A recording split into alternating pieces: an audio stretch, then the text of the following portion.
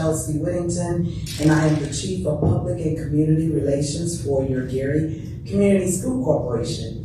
And it's that time on the agenda for Gary Ready Snapshots. It's our opportunity to recognize and celebrate great things that are happening across the district. One of the things we pride ourselves in here in the Gary Community School Corporation is the celebration of history. And I often hear from alumni and individuals who have a touch base with the district.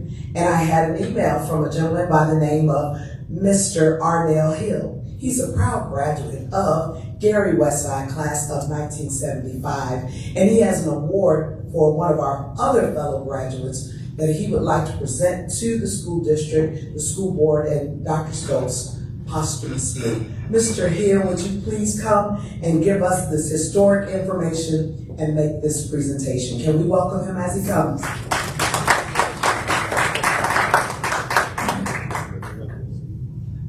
Thank you for letting me be here today. I'm here on behalf of a former teacher in the Gary school system, Mr. William Bell. Mr. Bell taught in Gary schools for 25 years from 1975 until 2002, approximately. He passed away, unfortunately, in 2004. Now, in 2019, he was given an award by his college, University of Evansville, for being a distinguished alumni.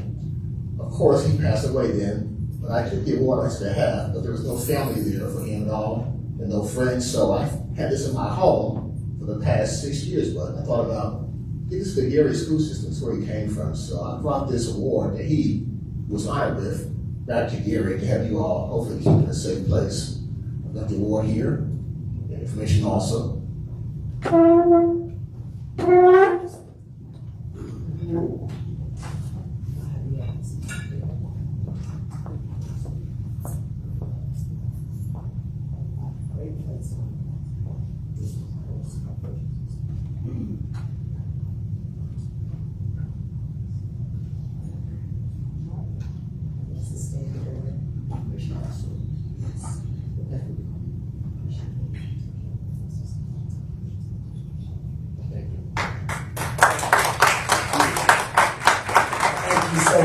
Being so thoughtful and diligent, Mr. Hill. We're always ready to honor our educators, past and present. Next, I would like to share with you information about a recent program that was held at Westside Leadership Academy titled The Parent Impact. It was orchestrated by our FACE liaison, Ms. Sumbright, and it focused specifically on parents and families who have students with special needs or part of our special populations and their resources. And when I tell you there was a full house, there was a full house with great information, instructors who presented as well as parents who presented, and they were able to ask their questions, fellowship, and also develop a network where they will continually stay in touch. If you're interested in watching back the presentations, they now live on our website, on social media, as well as our YouTube page. And I want to extend a special thanks and congratulations to Ms. Sombright, our family and community engagement liaison, for her Let's Face It series, where each month she brings in resources and individuals to communicate to our parents and communities. Can we give Ms. Sombright a round of applause?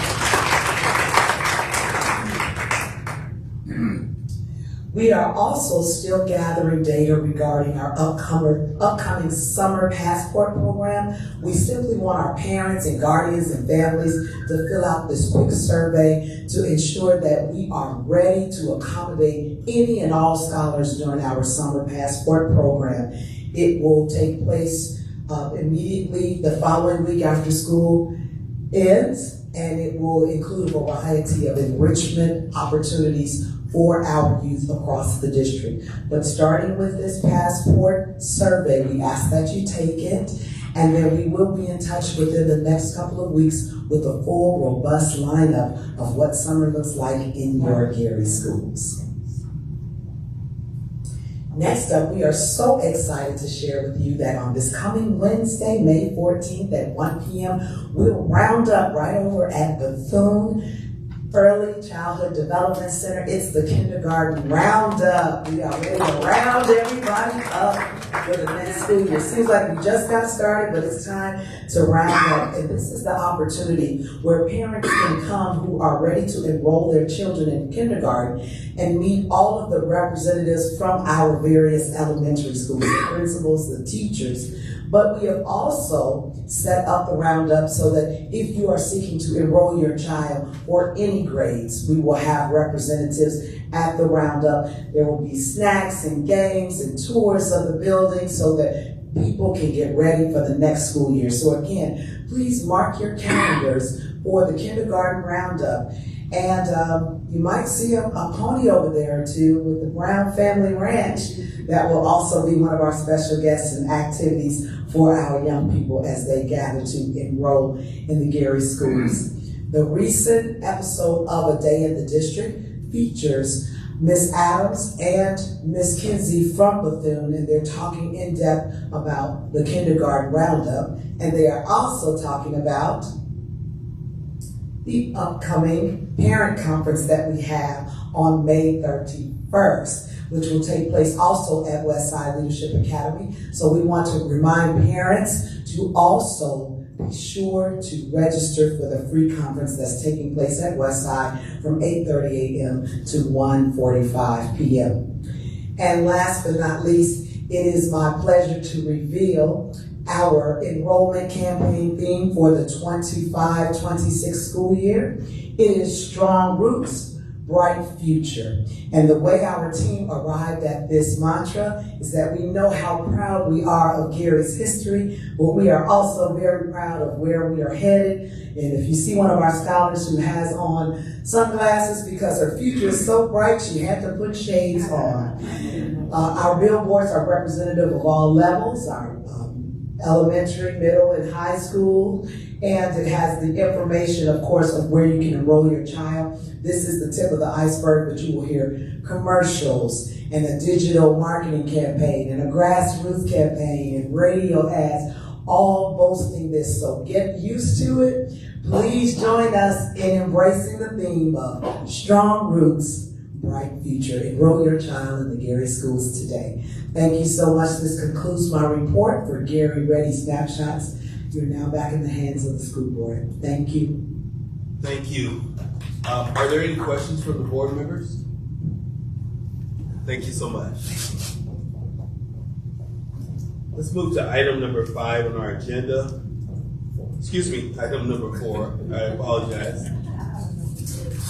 Our first, we will have Mr. Johnson read the public comment information.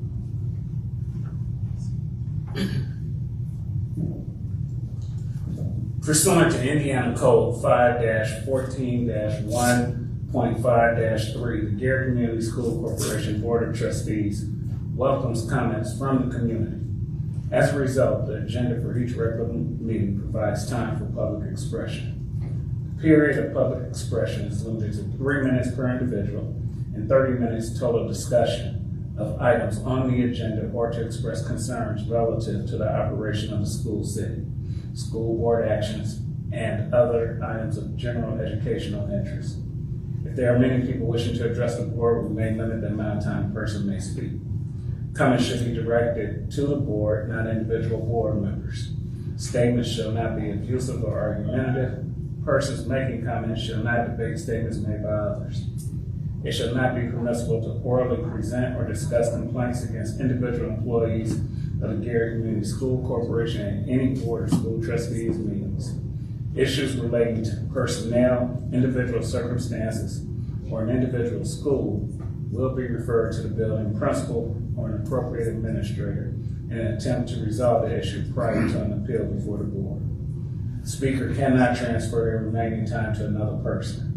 The board president will enforce these rules and may take actions necessary to maintain order at the meeting. Such actions may include, but are not limited to, interrupting the speaker if the statement is too lengthy, unduly repetitive, or otherwise violates the rules. The president may terminate the address of any speaker who violates the rules, or limit the total amount of time devoted to public comments if there's a large number of people wishing to address the board or if there's a large agenda of other business before the board.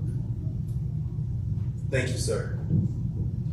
I have Carolyn McCready.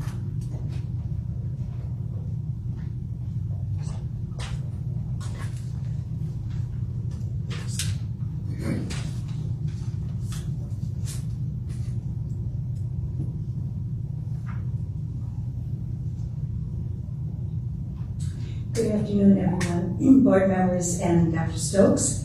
I want to just say a few things about Dr. Ruth Needleman, who will be donating part of her Black History collection to the library at Westside High School. And I thought everyone at home and everyone on the board might be interested in knowing a little bit about Dr. Ruth Needleman. She is a professor emeritus from Indiana University, and she's always loved her books and the languages of South America, as well as the art of the Caribbean. As a young woman, she worked in California's lettuce fields with Cesar Chavez, writing a newsletter for Spanish-speaking workers who struggled every day in those fields to form a union where they would have rights and dignity. Later, she would go on to teach on the university level, but was so impassioned about the war in Vietnam and the invasion of Cambodia and the shooting of students at Kent and Jackson State that she joined with campus demonstrations for which she was fired 3 times by the same university, only to be brought back because of the protests of her students that would not allow her firings to stand. She was beloved wherever she went. When she arrived at Northwest Indiana, she set about creating a new kind of curriculum in the Labor Studies Department at Indiana University Northwest that focused on bringing in workers, mostly from the steel and auto industries, and offered degrees that they had never been able before to obtain. She called it Swing Shift, and over the years, hundreds of workers, men and women, black and white and Latino, graduated from the program, having learned the proud history of the union movement as part of the untold history of the working class in general. Most recently, and over the last decade, she led the fight to oppose the deportation of of thousands of workers from our own Gary airport, whose only crime was to be undocumented. And during that time, Ruth was able to convince the Gary City Council to enact the welcoming ordinance that was overturned only recently by AG Todd Rokita, with the threat that if the city did not do so, the state of Indiana would sue. Ruth has done so much more, and it would take several hours to recount all of her contributions to the struggle for justice. But now it is her wish that part of her beloved collection of African American history books and novels that number over 500 volumes be placed where the collection would be appreciated and treasured for all the collective wisdom it represents in the library of the Westside High School. Thank you, Westside, and the members of the Gary Community School Board on behalf of Ruth for this honor. She would have been with me tonight, but she was unable to be here. Thank you very much. Thank you. Robert Bugs.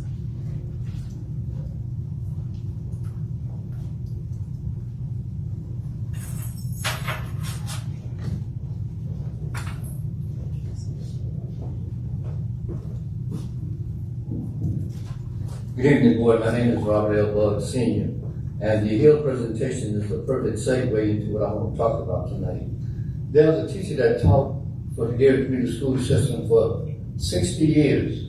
She taught at Palestine, Washington Locke, Jefferson Elementary Schools. Her name is Levi Etta Smith. This lady never missed a day of work. And I came to the board and asked one of the board members if they would recognize her, because she recently passed, and I gave her a copy of the obituary to the superintendent. I was told that we have many like her. So we talked about trying to recognize our own. Here's a lady that never missed a day out of 60 years, and we can't even get an honorable mention of her from this board. The other thing I would like to mention to the board, or suggest to the board, during your brief tenure, I would suggest that you leave a legacy by naming, number one, advocating for a brand new school, and naming that school after Quinn B. Smith or Mr. Hawkins, Principal Hawkins. We all know him. We got one for Bernard G. Watson, which is in disrepair, and I would suggest that that name be taken off that regular school and rename another school. Or if you build another school, put that name on there. These people are the real educators from Gary, and they are forgotten as if they never existed. So this board has the power to advocate for a new school. A new school is going to bring more investors into the city of Gary. As it stands now, every district around the city of Gary has a new school except Gary. They put over $20 million on a roof that's still leaking. So I would suggest that you all take a good look at the brief time that you're going to be on this board, because there's legislation trying to remove you all like I was removed, by putting the partisan and all that other kind of stuff on there. So I would suggest that in this city of Gary, Indiana, that if you want to leave a legacy, that you start by recognizing your own educators. This is ridiculous that the people that gave so much, and education, elementary education is the basic, the foundation of where you're going to go, how successful you're going to be in life. This is the basic foundation. And here's a lady that gave 60 years of her life. 60 years. And I can't even get this board to give an honorable mention. I asked Mr. Johnson, he said, well, we have other people who have about the same amount of time. But I was asking about her. He mentioned Mr. Quentin Smith. He's a friend of mine. Name a wing, a library, or something else for this lady, and something else to put. There's a lot of things you can do if you want to do it. Because when the other people come in and take over, they're going to change names and name everything they want. And you all know it. And you know what I'm talking about. So I would suggest that you leave a legacy, a positive legacy for the children of Gary, Indiana. Thank you. Dr. Spangelberg.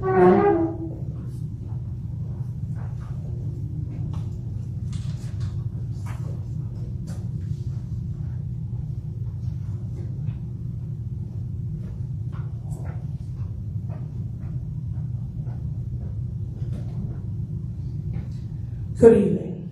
To segue off of what was just discussed, I know that there's other districts in the area that are considering doing more proactive and ongoing honoring of our educators. And I think that that's absolutely necessary. I think this is Teacher Appreciation Month, but honestly, every day should be Teacher Appreciation Day. Because we put our future in the hands of teachers every day. And that's a tremendous responsibility, and most of the time they do an excellent job. But there's also, it brings to mind, we have two former board members that I'm aware of who have passed within the last year or so. And when the first one passed, I advocated for something to be said, and that didn't happen for whatever reason. And now, of course, James Paget, depending on what he wanted you to call him at the time, definitely has to be mentioned, and I'm not going to, wait and see again. But also Jonathan Booz. A lot of people forget that he served on this board. He did. And he was very attentive to doing things in the legal, ethical, and correct way. He was very, despite many objections to it, he cared more about this community than he ever did about politics. A lot of people don't want us to remember him that way, but that is the lasting legacy of the good that he's done. A couple of things in line with that.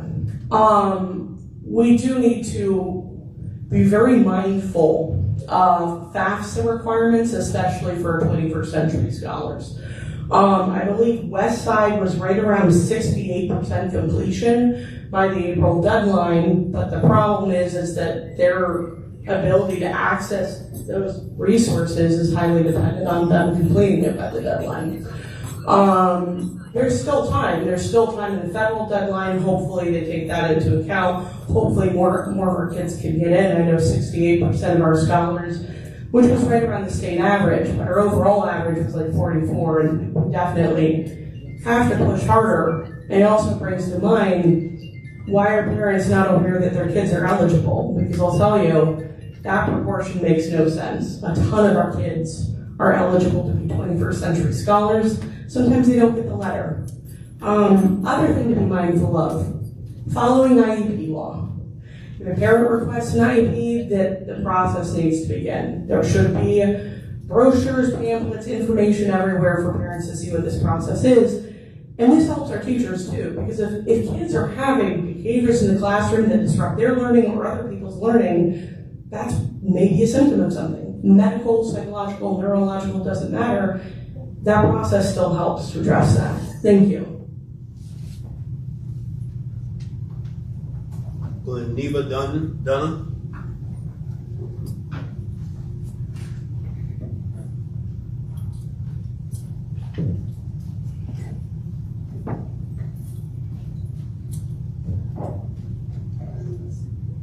Good evening.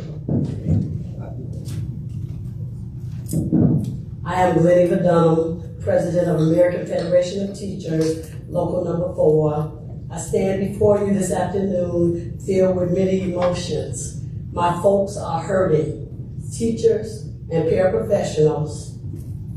During this Teacher Appreciation Week, earlier today, I sent many of you an email, administration and board members, from a middle school teacher reaching out to me for help and assistance. Student discipline is a problem in the Gary Community Schools.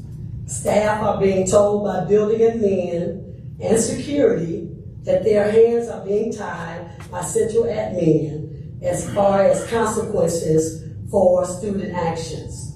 Teachers are being assaulted physically and verbally on a daily basis. We have students with 50, 60, even 70 write-ups. Much can be said, but my middle school teacher addressed the concerns. Please read the email. We need real action. Thank you for these few moments offered to me. Teachers and parents can no longer afford to be silent.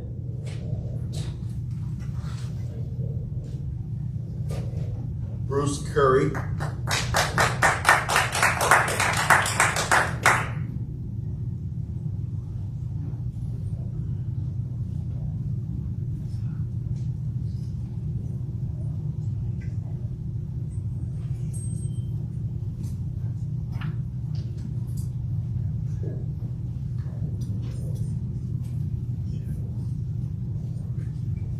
Thank you. I just glad to be here to address everyone. First of all, I want to give outstanding recognition to the board and to the community on what I saw, I think, with Martin Luther King's daughter here. And I just wanted to say it was an excellent event, and it brought to mind this being the weekend of Mother's Day. One of the things my mother always poems, and I kind of figured I need to say this real quick, is power of education. Right now, we know what we're going through in the country. We have to stay strong locally to deal with education. Like this one woman said, Mary Bethune-Cookman, she said, the whole world opened her eyes when I learned how to read. That's what she said. The other person, Martin Luther King, said, and I heard it with the speech just before me around discipline kids and what is education about. Intelligence plus character, that's the goal of education. So we've got to focus on those and make sure we work together. We got tough neighborhoods, we got good teachers, but we got to stay strong with our students. They need to be disciplined, you deal with them. If they don't, we recognize them. But we want our kids, when they go out into this world and community, to be good corporate citizens. We want them to contribute, because one thing Mr. Peggy always told me, he said, Bruce, I got on these buses, and I took these buses, he's telling me about it, we took every kid, tried to find every kid who wanted to go to a college. And he would call, and it was the help of the teachers, the principals, the board members. I know Mr. Bugs was involved in the past, others. Help these students get opportunities to grow. We got to continue that, and we got to stay positive. Y'all look mean in the room. Everybody looks all tight. We should be happy we're living, and should be happy to help our students because they graduate. This is the month of May. May is the most beautiful month in education. So we just need to stay strong and vigilant in our education. We dealing with no federal government now. We got to deal with Indiana. So let's do the right thing. That's all I'm asking. God bless you. Let's just be strong and deal with these issues. It's not nothing bad about them. This happened when I was young. Some kids was bad, some was good. You had to deal with it. And teachers, back your teachers and board, back your faculty and community, back everybody. Thank you. That's all. I think I'm on time. Item number 5 on our agenda is the consent agenda. At this moment, I'll take a motion to approve the consent agenda, items 5.1 through 5.6. I'll make that motion. There's a motion on the floor. May I have a second? Second. Been moved and properly seconded. Any discussion on the motion? Hearing none, may we have roll call for approval, please?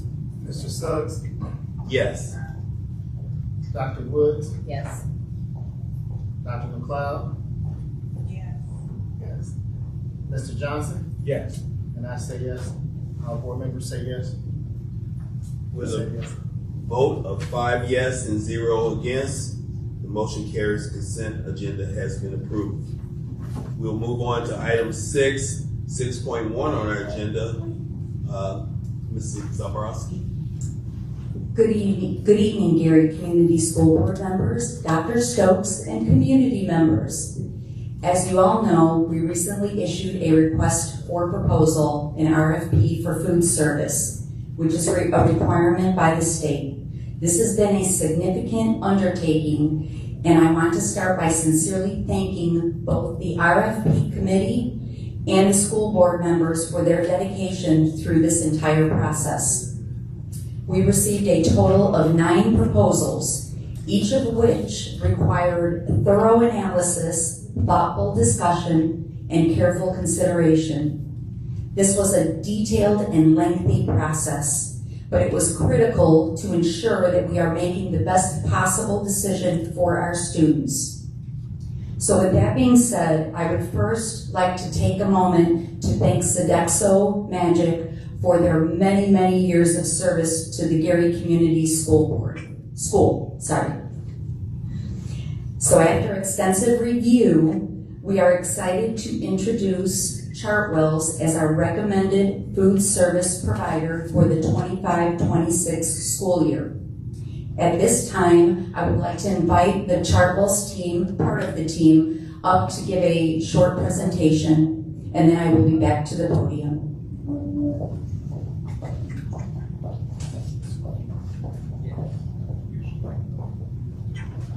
Good evening.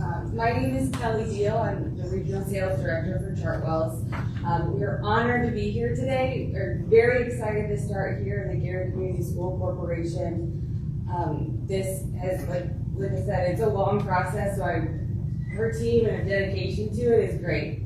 We'll take just a couple minutes of what we are going to do here at Gary Community Schools. I will say we are missing one of our team members, so if this is a little disjointed, that's why. She's stuck in traffic. Her name is Tanara Winter. She's going to be actually the area director that is over Gary Schools, but I guess 65 is shut down. So we'll just go with it. So next slide. Just a little bit about us. We are Chartwells, which is part of Compass Group. So you might have heard of Compass Group between Levy Restaurants, URS Dining. We do hospitals as well, but Chartwells is the K-12 sector, so all we do is K-12 schools. We run 700 plus districts nationwide, but here locally in Indiana, we are the leading provider. So we have 43, hopefully 44 after tonight, school districts in Indiana, and they range from South Bend Public Schools to Little Old Lafayette Catholic. With 600 kids. So we have a wide range of industry leaders and expertise that really just focus on K-12 schools. So what does that mean in the difference for you as Chartwells? As a company that goes to Chartwells, we have a vast culinary talent that we focus on food that kids want to eat. We're here to learn what Gary school kids want, what they love, and put that on the menu. It's ever evolving. We have 16,000 plus recipes that our local school director can choose from. So if the kids don't like it one day, it's off and we can add something new. Unmatched efficiencies from how we order to our inventory systems. As a company, we can bring those here to run your program in an effective way. Our extensive resources, like I said, 43 school districts. You have everyone from Siobhan Carey, who's our regional vice president, here in the state of Indiana. We also have 13 chefs, 6 dietitians, all locally in Indiana that are able to come and help out the Gary Community Schools. And then obviously bringing the cafeteria and the classroom together. It's just not about feeding the kids, it's about educating them too, about how the food makes them feel and how to make them perform better. Hello everyone, as Kelly mentioned, so my name is Siobhan Carey. I am the Regional Vice President of over the Midwest region, and I live here in Indiana. And so I wanted to talk a little bit about our team. So you can see the hierarchy here. So Tiara Winters is is your area director, and so she will be the person that you will work with in the beginning to kind of have a transition into right before school. And then obviously we'll have an on-site director of dining services. And one of the things that was so great about going through the process with Linda and her team was really understanding what was important to Gary Community Schools and what kind of team you were looking for.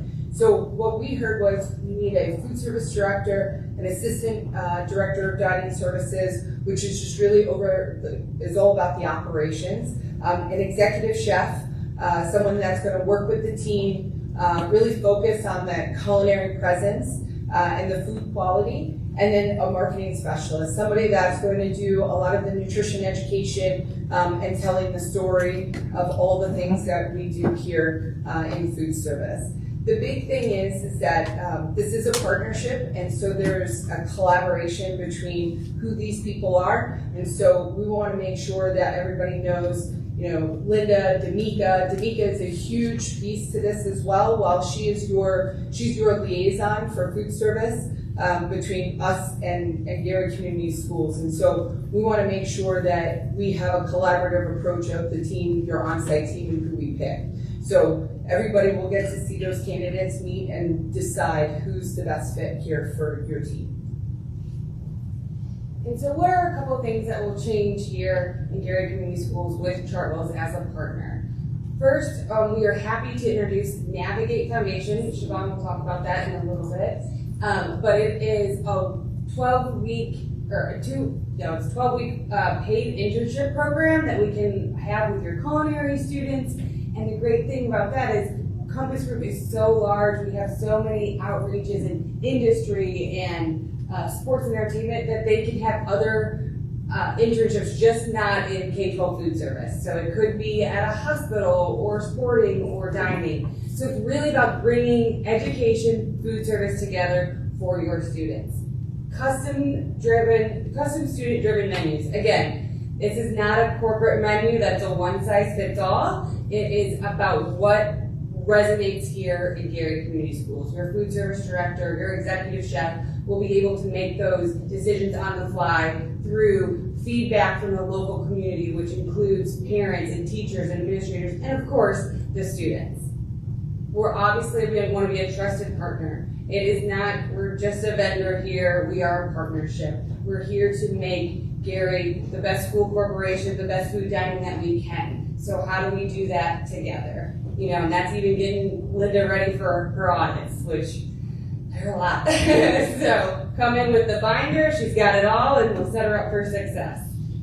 And then student engagement. So again, we have some really great ideas. We have a celebrity chef series, which if anybody's a foodie that knows, like Jeff Tila, he's part of this, and they come to our schools and will do in student engagement. So they talk about their life and how they grew up, and you know, the students get to taste the food, but then also see how they came from, you know, a school district and now they're a celebrity chef on the Food Network. It's actually a really cool series to see the kids interact. We do a lot of cooking competitions with them as well. So that is one thing that Gary Community Schools will get to see. And then also an increased participation. Usually when you transfer vendors, there is about a 17% participation increase in the number of kids that are eating school lunches. So that is exciting to see. The first day of school, you know, when they come back in August or July, they are like, oh my gosh, this is different, this is great, and it's very hyped, and all the kids are coming to eat. And so we're really excited for this partnership. Again, it is a collaboration of what we do best and what you guys do best, and putting it together. Again, just a little bit about our food philosophy. It'll be more scratch cooking, authentic recipes, nutritionally balanced. So we have a lot of training with your staff. Here in the cafeteria as well, we'll do an intensive 3 to 4 day back to school training with all of them. That includes some culinary training from our executive chefs. And it's continuing. It's just not the one and done. They'll do some training by spring break, and we have a coloring master's class where if they want to get more in depth, we can send them to another school district and other food service employees for that school district. They come together and learn from each other. It's really cool. But again, fresh, local, seasonal, try to do some farm to school things. Again, building that relationship to what the kids eat and how it affects their body and eating good food. Three programs that we are introducing into Gary Community Schools as well. One is Discovery Kitchen. That is for all grade groups. And that is really just tying fun things to the cafeteria. So we'll set up a booth and your executive chef will have it, and we'll be talking about seed to table and what it looks like. This is more for an elementary school, but what it looks like when you plant a cucumber, how you harvest it, and then what it looks like when we serve it on the plate. Because I remember when I was a food service director, when going into kindergarten, first grade, you know, classrooms and talking about that, and they never understood what a potato was, you know, and that they just had that for lunch and a French fry. So really trying to bring that together is all what Discovery Kitchen is about. And if you want to go to the next slide too, I'll talk about, we've got some fun pictures of mood boost activities. So this is for your your elementary school and middle schools. It's about tying what you eat to your mood. So if you eat a blueberry, you are calm and alert. Or if you eat a tomato, I think a tomato is the alert one. So it's really all about engaging the students more than just, here's your food and move along. So that's a really fun one. And they get those little, you can see at the bottom, they're called our Moodies. We give out wristbands, and they get little collectible cards that have all the movies on them, and the kids really think it's a fun thing. And then the next one is student choice. So this one is for middle school and high school, and it's one of our we're very proud of this programming because it lets students have a choice. So we come into the cafeterias, we do tasting events, and the students will then vote on what they want in the cafeteria the next month. So it's a station that they get to choose. So it could be, we might do, it's called Roost, which is our chicken concept, a barbecue concept, and a Chinese concept, all throughout the week. Then they come back and they vote, and then that one they will see for the next 3 months as one of the options. So it really gives them empowerment that they can make a difference in what they see on the menu. And it's really funny to see because usually we'll do the voting throughout the week, and so, you know, they'll do it on an iPad and it's like up on its TV, and they're like, oh, mine's losing, I gotta vote a couple more times, you know, like, it's really again, engagement is what we're here for, so. So the Navigate experience, so we're very excited about this program. It's been in the works for a couple of years. So as I'm sure you all know, the work-based learning hours is a big thing in schools in Indiana and across the country. And our leadership has been listening and saying, you know, what can we do? What resources can we provide, you know, our clients to help with the work-based learning? And so introduction of the Navigate experience. So we partnered with a woman by the name of Simone Byron, Chef Simone, and so she has a program that she started in Atlanta and in the Charlotte, North Carolina metro area, where she goes in and she works with students on hospitality tourism. And so how it works is we have a boot camp. First 2 weeks is a boot camp between on-site as well as virtual, and we work on professional development, how to work, in a kitchen, what's the word? Just learning like how to work with people, courtesy, how to work in a work office environment. And then we move to the culinary training foundations. And then from there, after the 2 weeks, then they start a 12-week internship program with us in your kitchens here in Gary Community Schools. And so these hours that are paid, that helps go towards their work-based learning hours. And then from there, it creates a path for them into the work, into Compass if they choose to. And it doesn't have to be in K-12. It can be in our higher ed, Chartwell's higher ed. So colleges and universities, they can be with sports and entertainment. So we have a lot of different options, a lot of big flagship accounts that we partner with throughout the country. So Google, Procter & Gamble, some different things. So there's a lot of opportunities, as well as, and maybe it's not culinary. Maybe they decide after doing this, they like more of an operations job, more administrative, purchasing, sales. There you go, sales. And so we provide a path, because what we have realized that in addition to trying to support our clients with the work-based learning needs, we as a company are growing, and we need the kids to grow with us. And so this program, that's kind of where it's come. So we're very excited about it. It's new this year for us in Indiana, and so we're excited that we can do it here in Gary Community Schools. Thank you.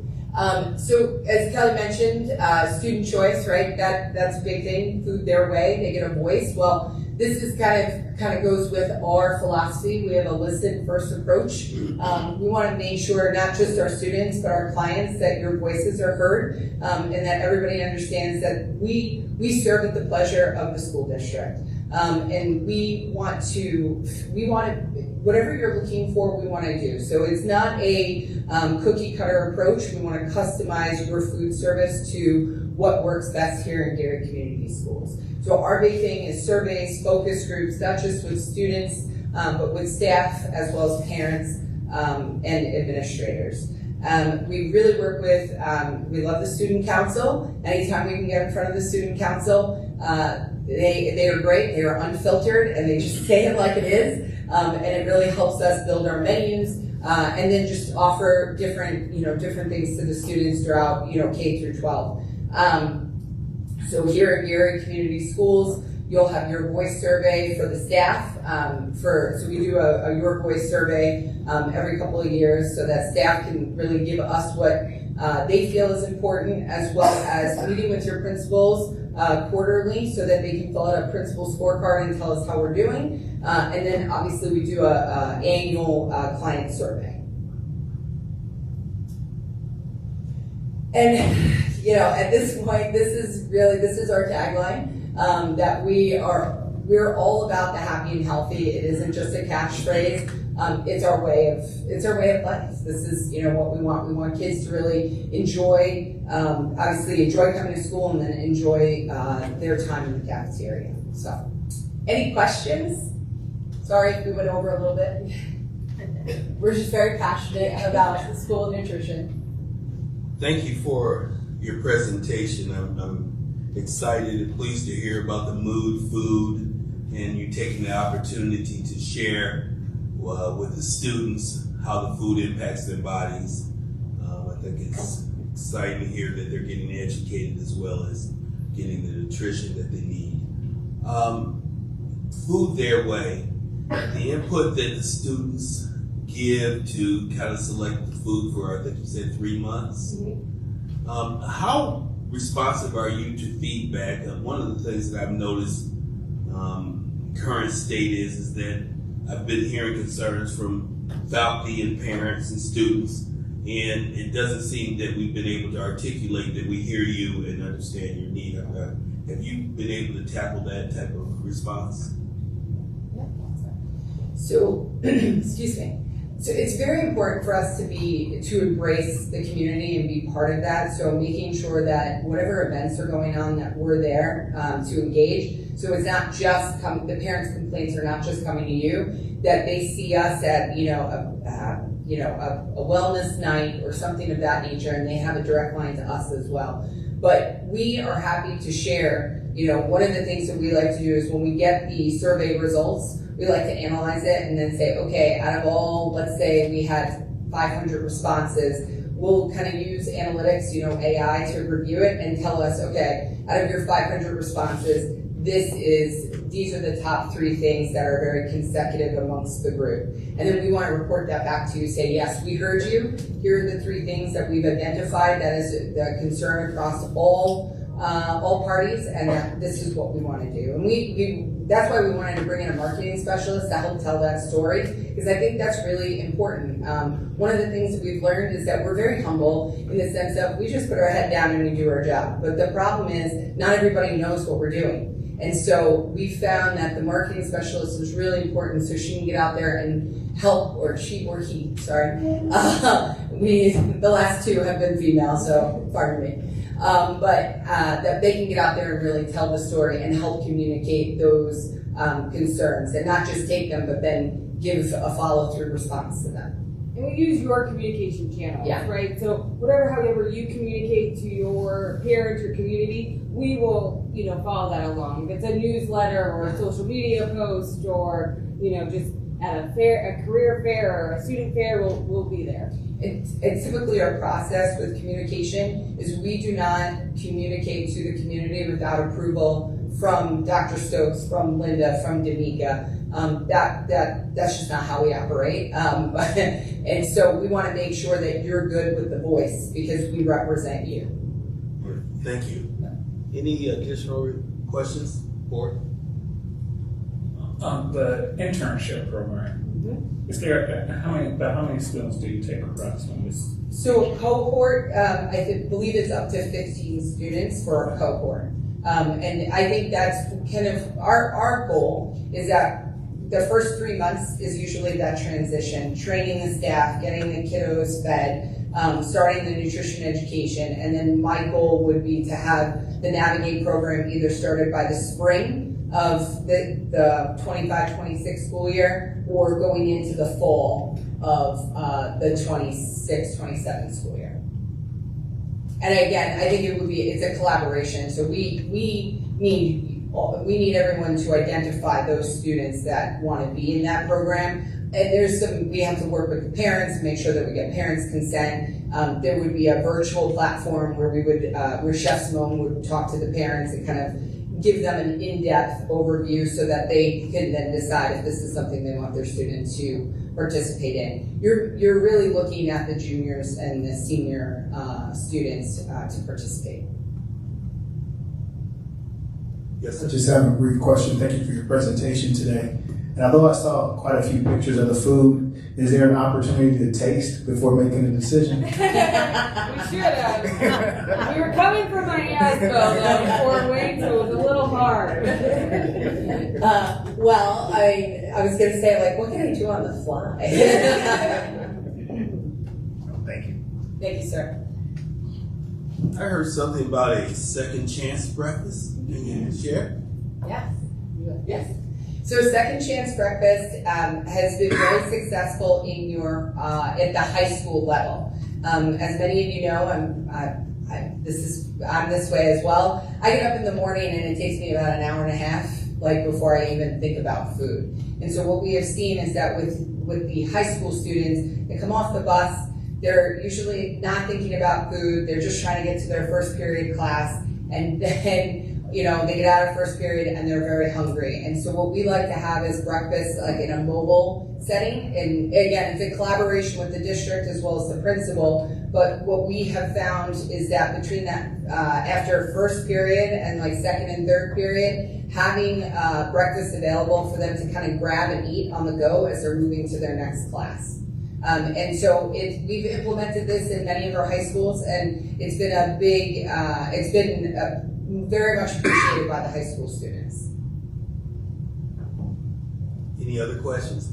Thank you so much for your presentation. Thank you. Thank you so much, Chartwell team. At this time, I would respectfully request the board approve Chartwell's as a new food service management company. I will entertain a motion. There's a motion on the floor. May I have a second? Second.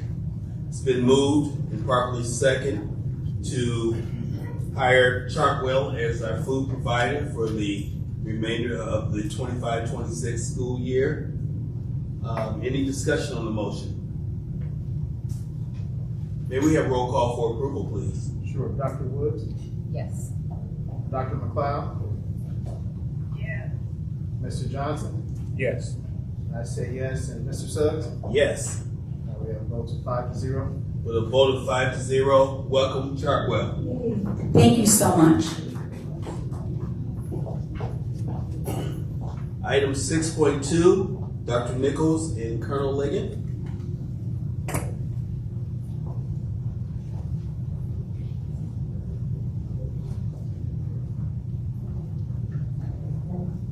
Good evening, school board members, Dr. Stokes, Mr. Mr. Suggs. In our community, I would like to introduce to you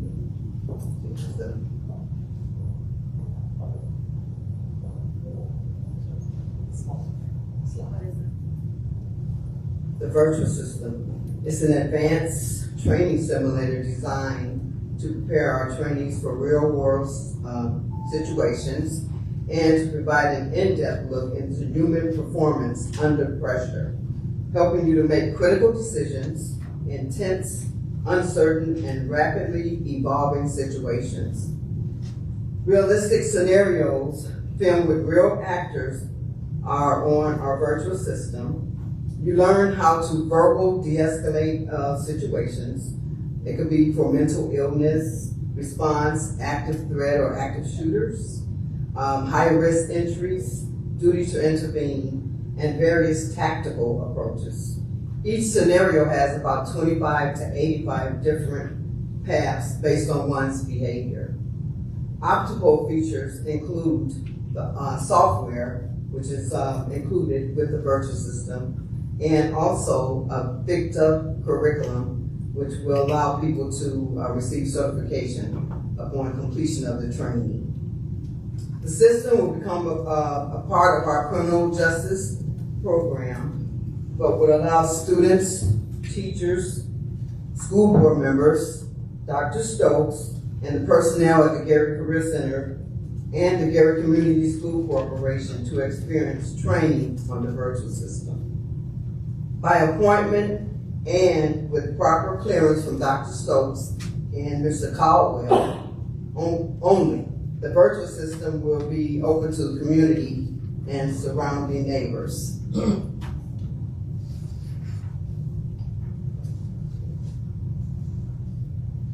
Just a few words about the virtual training system. We've actually, I've used this for years. When I was a federal agent, we were training and we would lease it out or let it go to different other police departments and even schools. And it was proved to be so efficient. It motivated the students, it motivated police. So we've been trying for at least 2 years to get the Department of Defense, Department of Justice, someone to fund this program for us. So we actually, we were blessed one day. We even briefed the state director of the Career Center, and he actually gave us a thumbs up, and he said he's going to use it. He's already provided some other schools with the other career centers with the program, and it has increased enrollment in some of the programs down by the Vincennes area.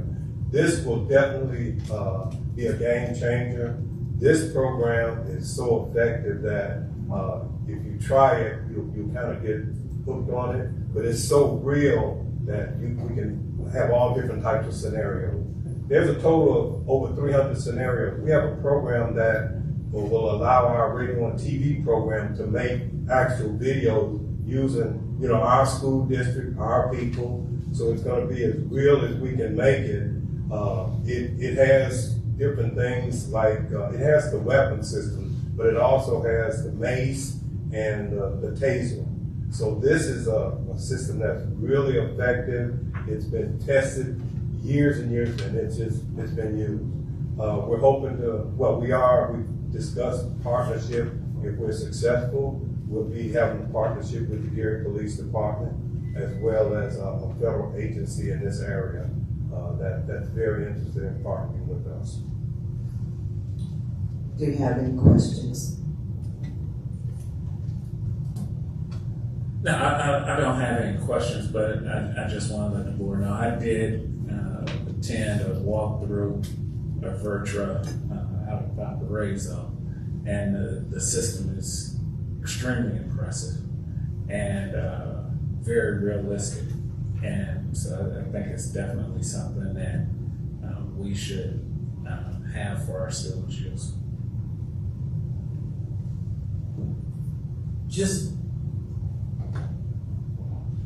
I'm sorry, go ahead. I was just another employee, actually went to training. Oh. Yeah, so I don't know if he wanted to speak about it too. Did you? Anyway, I'm sorry.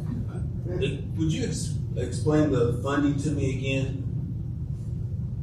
Yes, so we wrote in our Perkins grant, we wrote, and it's our comprehensive local needs assessment. We wrote it in the grant. It was approved by CHE, and that's how we funded it. So it is coming out of our Perkins grant. And what does the implementation look like, the process for that? Okay. Well, we have to pay first. And he was looking for a half, but we did explain to him that our district does not give, half down. It's a violation of our board policy. Yes, it's a violation of your policy, the board policy. So we're looking, once you guys approve it, we will follow after that. Great. Thank you for the presentation. I appreciate it. I'll entertain a motion for approval. So May I have a second? Second. It's been moved and properly second. Any discussion on this matter? May I have roll call for approval, please? Dr. Woods? Yes. Dr. McLeod? Yes. Mr. Johnson? yes. Yes for me, and Mr. Suggs? Yes. All right, vote is 5-0. With a vote of 5-0, the motion carries and you have been approved. Thank you.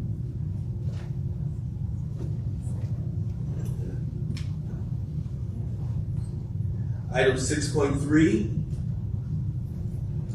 lawn care service.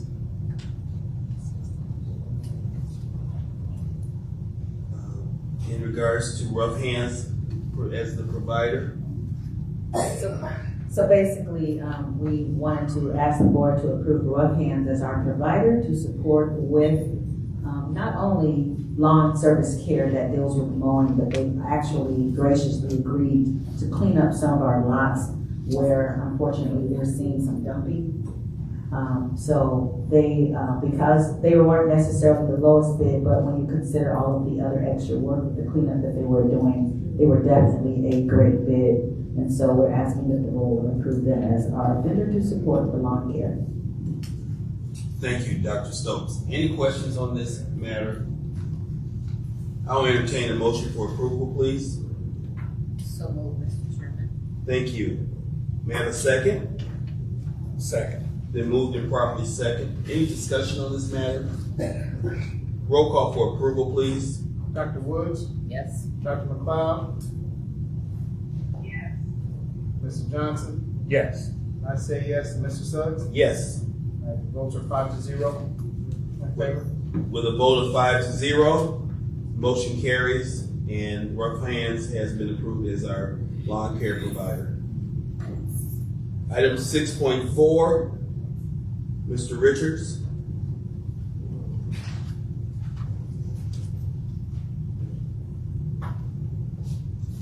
Good evening, Board, Dr. Stokes and community. I am here to request approval for the transition of our website and our hosting messaging services from GGNet to Aptogee. So, within the past month, we have seen an increase in the website traffic growing from 1,000 to 7,000 hits per day, which is a 600% increase. So that assumption that no one is interested in the Gary Community School Corporation has been disproven as soon as the jobs were opened up, and also with general information, district news, and community announcements. It also affected the admin portal. So this is evidence that we are growing, and this is one of the reasons we need to have a robust website that can handle the traffic that is coming in and growing constantly on a day-by-day basis. So the transition from Aptogee from GGNet to Aptogee is going to have great advantages for us. First of all, GGNet is just primarily a backup system, where they back up data, but in the past they offered a small amount of share space to host the website. But as you can see, as traffic increased, those bandwidths were not big enough to handle what GSC is growing into. All right, so Aptogee, on the other hand, is specifically designed for K through 12 districts. And so this will be more of a robust and will handle our integrated communications better. All right, next, please.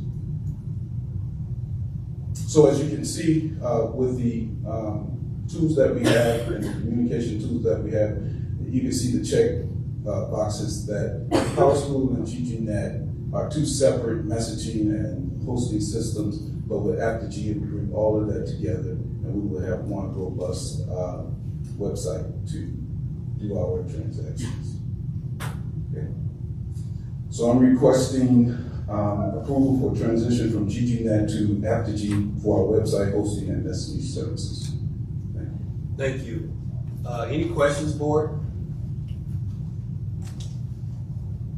One question that I had, you shared that the current site was had issues at 1,200 hits per day. What's the capacity of Aptogee, is it? Yes. So the current website, we were sharing a server with other organizations. So when they increased their traffic, it affected us. When we increased our traffic, it affected them. So it was a shared server. This server is a dedicated server only for the Gary Community School Corporation. So we can increase as much bandwidth, space as we need to. Thank you. Any additional questions, board? You have me a mobile friend. Yes. And I don't want to, try to have a whole lot to say, but that's going to be a very important piece as we communicate with parents for registering. It's going to allow text messaging. 76% of students and parents are using phones to register now. So this is going to be a big, huge piece. I'll entertain a motion for approval. So there's a motion on the floor. May I have a second? Second. It's been moved and properly second. Any discussion on this matter? Hearing no discussion, may I have roll call for approval, please? Dr. Woods? Yes. Mr. Johnson? yes. Dr. McLeod? Yes. I say yes, and Mr. Suggs? Yes. And 5 votes to 0. With 5 in favor and 0 against, the motion carries and the website change has been approved. Thank you. Thank you. Ms. Bikovich?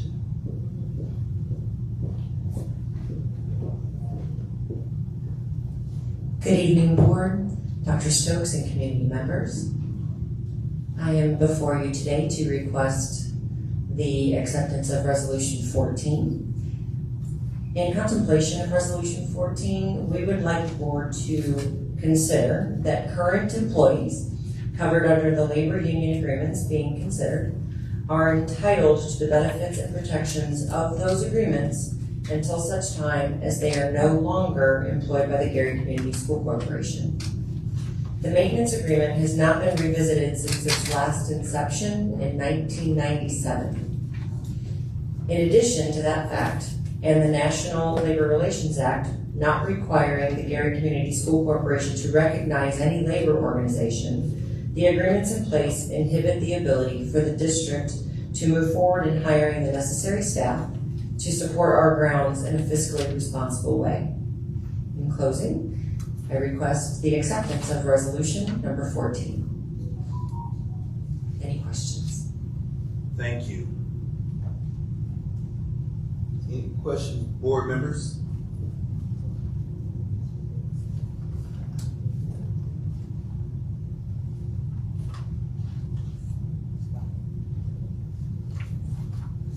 I'll entertain a motion for approval.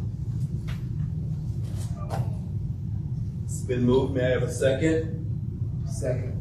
It's been moved and properly second. Any discussion on this matter? Roll call for approval, please. Dr. McLeod? Yes. Mr. Johnson? Yes.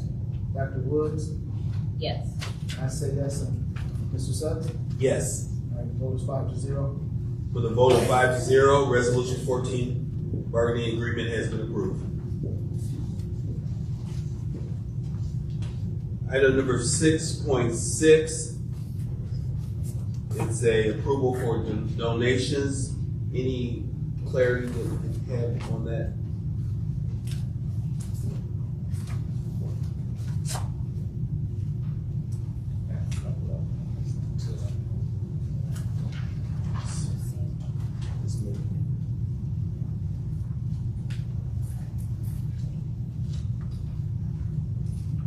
Okay, traditionally, we like to bring donations to the board to make sure that you're in agreement with what we're proposing.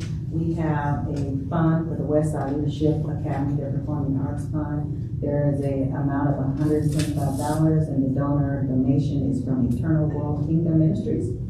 We also have for Williams Elementary student activities, it's for the cost for transportation. It's from Trinity Baptist Church of $304.20. For Westside Leadership Academy Media, we have 50 African American history books, and I think we've heard a little bit about that, from Dr. Ruth Needleman. This is just a resource, no actual dollar value has been provided. For Frankie Woods McCullough student activities, we have $200 from the USW local union, $67.87. And from Westside Leadership Academy, the JROTC fund, which is a student activity donation, is $250 from Hessville Community Service Post number 232. We ask that the board accept the following donations as provided and shared. May I have a motion to approve, please? Been moved. May I have a second? Second. Been moved and properly second. Discussion on this matter? May I have roll call for approval, please? Mr. Johnson? Yes. Dr. McLeod?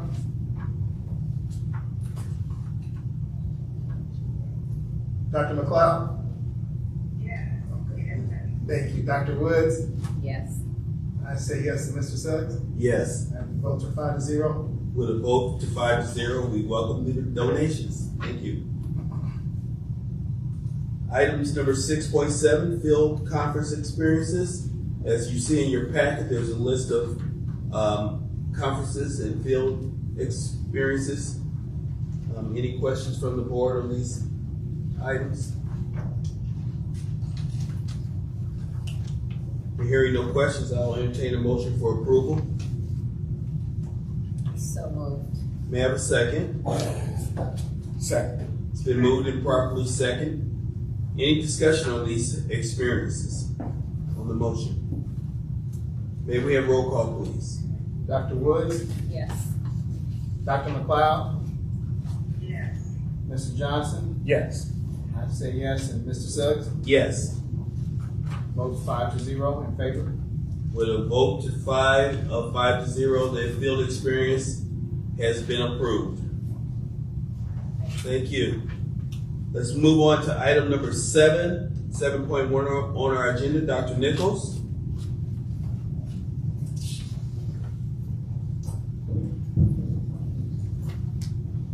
The computer science grant was written as a team effort with the Tech Smart company.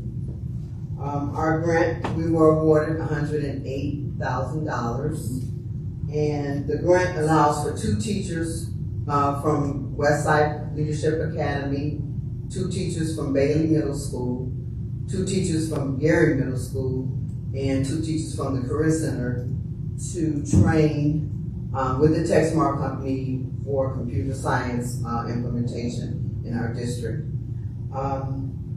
And the new design for the new diploma, it allows for 1 credit to be implemented for our seniors for computer science.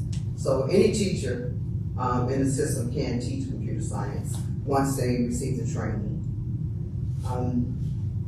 It involves programming written in for the computer in coding. And coding is the process where you give instructions to the computer to follow. It involves writing and coding program languages that computers can understand and computers can execute. As a result, teachers selected will teach the computer science, and then they also will receive a certificate from the company. It's a 6-week course, and upon passing, they will also have an endorsement, and we'll be able to implement the computer science in all the schools in Gary, the middle schools and high schools in Gary. Do you have any questions for the board? With this software, what do you consider the lifetime, the shelf life of this software? The software is just for the school year, for the 25-26 school year. However, they are allowing, I want to say 25 to 30 licenses that will allow us to use it after the 25-26 school year. Thank you. Any additional questions? Do you know what language they're going to do the coding in? I want to say Python. Python? If I'm correct.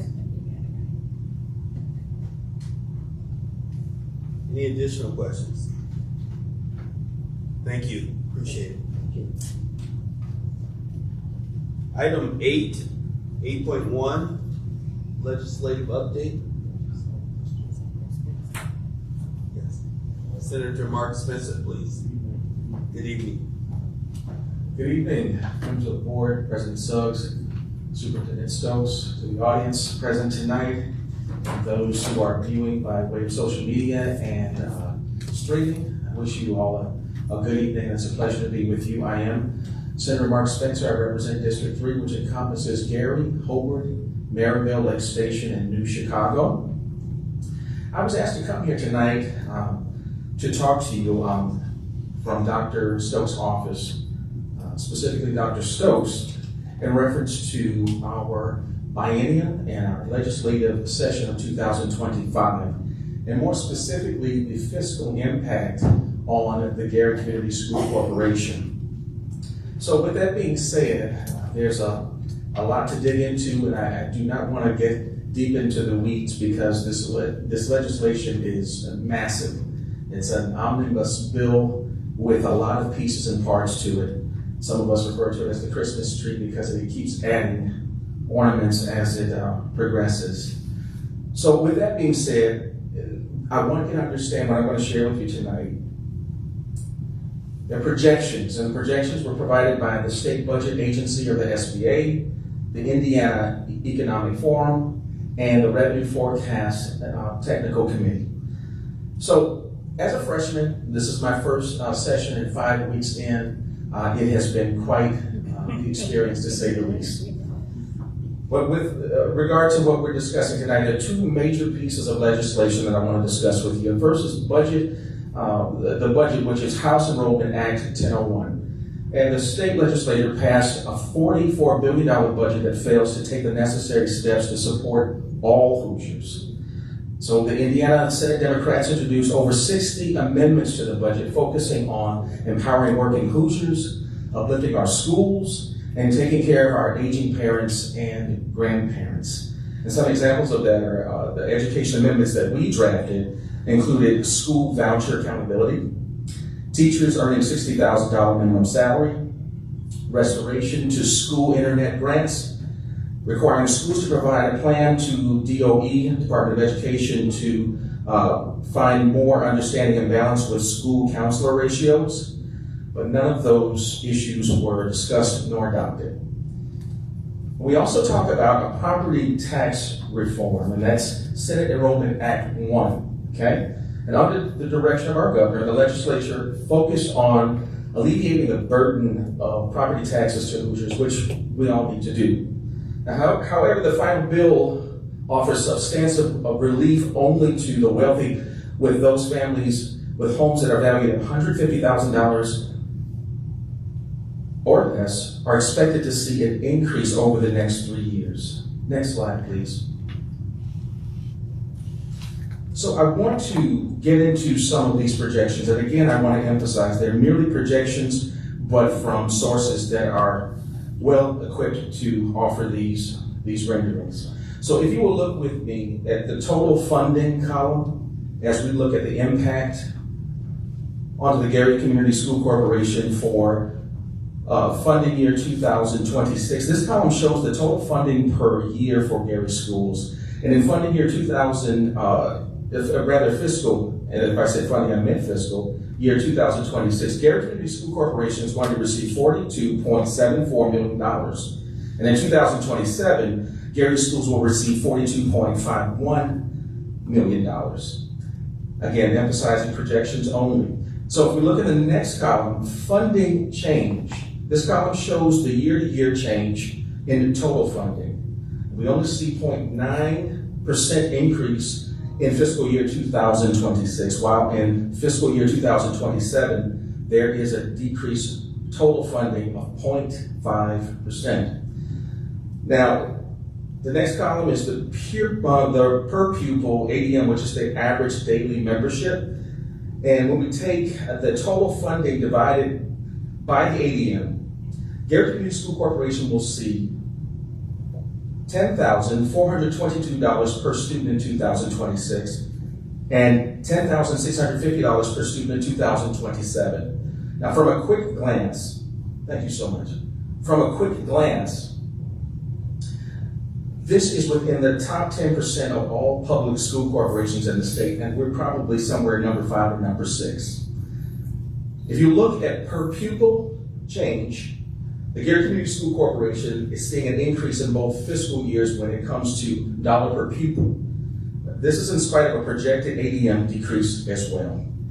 But the overall message here is that though we're seeing these increases, they pale in comparison to the voucher increase throughout the state and do not make up for the hits that we're going to feel on Senate Enrollment Act 1. Next slide, please. As we dig into the impact to our school corporation by the numbers, we continue with Senate Enrollment Act 1. Let's look at the calendar year 2026, if you look with me here. The table shows the projected net levy for the Gary Community School Corporation under SEA 1, and it compares it to what the school corporation would have received under the previous law. The highlight here is that in calendar year 2028, we will see a drop of 22.4% in anticipated property tax dollars, and that's a total loss of $9.1 million. Furthermore, the levy under SEA 1 sees a decrease between calendar year 2027 and calendar year 2028. Next slide, please. I want to say that we've been in discussion with Dr. Stokes' office, and I can assure you that her team has been working diligently to make sure that our corporation remains solvent And the proactive steps that are taking place right now are very meaningful and necessary as we begin the process of tightening the belt. Our caucus has worked very hard to represent you, to make your voices heard in terms of our ideological preferences or differences, and the challenges are looming ahead. Although this is sobering, I want to say that as we keep fighting as Senate Democrats to ensure our public schools are supported, we do support all public schools, but taking from one to fund the other is never the answer. We'll continue to fight for meaningful solutions leading up to 2028, and many of you know what that is. 2028, that's the time that we begin sharing resources with our charter schools. The community needs to stay engaged, and being here tonight is very meaningful. A proactive step in making sure that you're engaged. Reaching out to my office, and my number is on the slide there for you to contact me. But also visiting our website at the Senate Democrats website to get connected to my social media pages for updates throughout the interim and daily updates during the session. And I want to reiterate, listen, I know the information here is sobering, but necessary. We have to continue working to craft bold, proactive steps to secure our future, not just for our corporation, but of course, our most important resource, our children. And with that, I want to say thank you very much for the opportunity to serve and represent. And God bless you all. And to all of the mothers within the sound of my voice, I want to say Happy Mother's Day to you. Thank you. Thank you, Senator Spencer, for this update, and really appreciate the effort that you and your team and Dr. Stokes and our team have done to make sure that we know the impact of this legislation. Are there any things that we do? I know prior to the vote and Governor signing all of these into law last week, we had calling and writing campaigns to try to impact it. Are there any things that you suggest now that we do proactively, or should we? Yes. As a community, any and everyone within the sound of my voice fill these halls. I've seen firsthand with the number of individuals pressing an issue, legislators listen. Filling these spaces where it's standing room only with an objective, a goal, an initiative that's shared by all can garner results beyond imagination. Having actual, active, proactive steps in terms of reaching out via social media with messaging that is paired and specific and consistent, people do listen. The grumbles are in the hallway when they're hearing voices that are proactive in approach. Other than that, standing behind our leadership because they bear the burden, and I see the numbers before many people see them. And I was reluctant to step to this podium because it has been whimsical, and then bringing this news is difficult to digest. But standing behind our leadership with the knowledge base that they have, the experience they have, and the information that they've been given will assure our success for years to come. Thank you, sir. Any additional questions, comments? We appreciate you being here. I appreciate you all. Have a good night.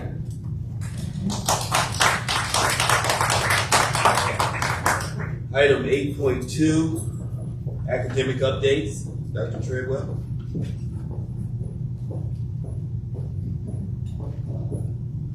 Good evening. Good evening. Members of the board, Dr. Stokes, and community members.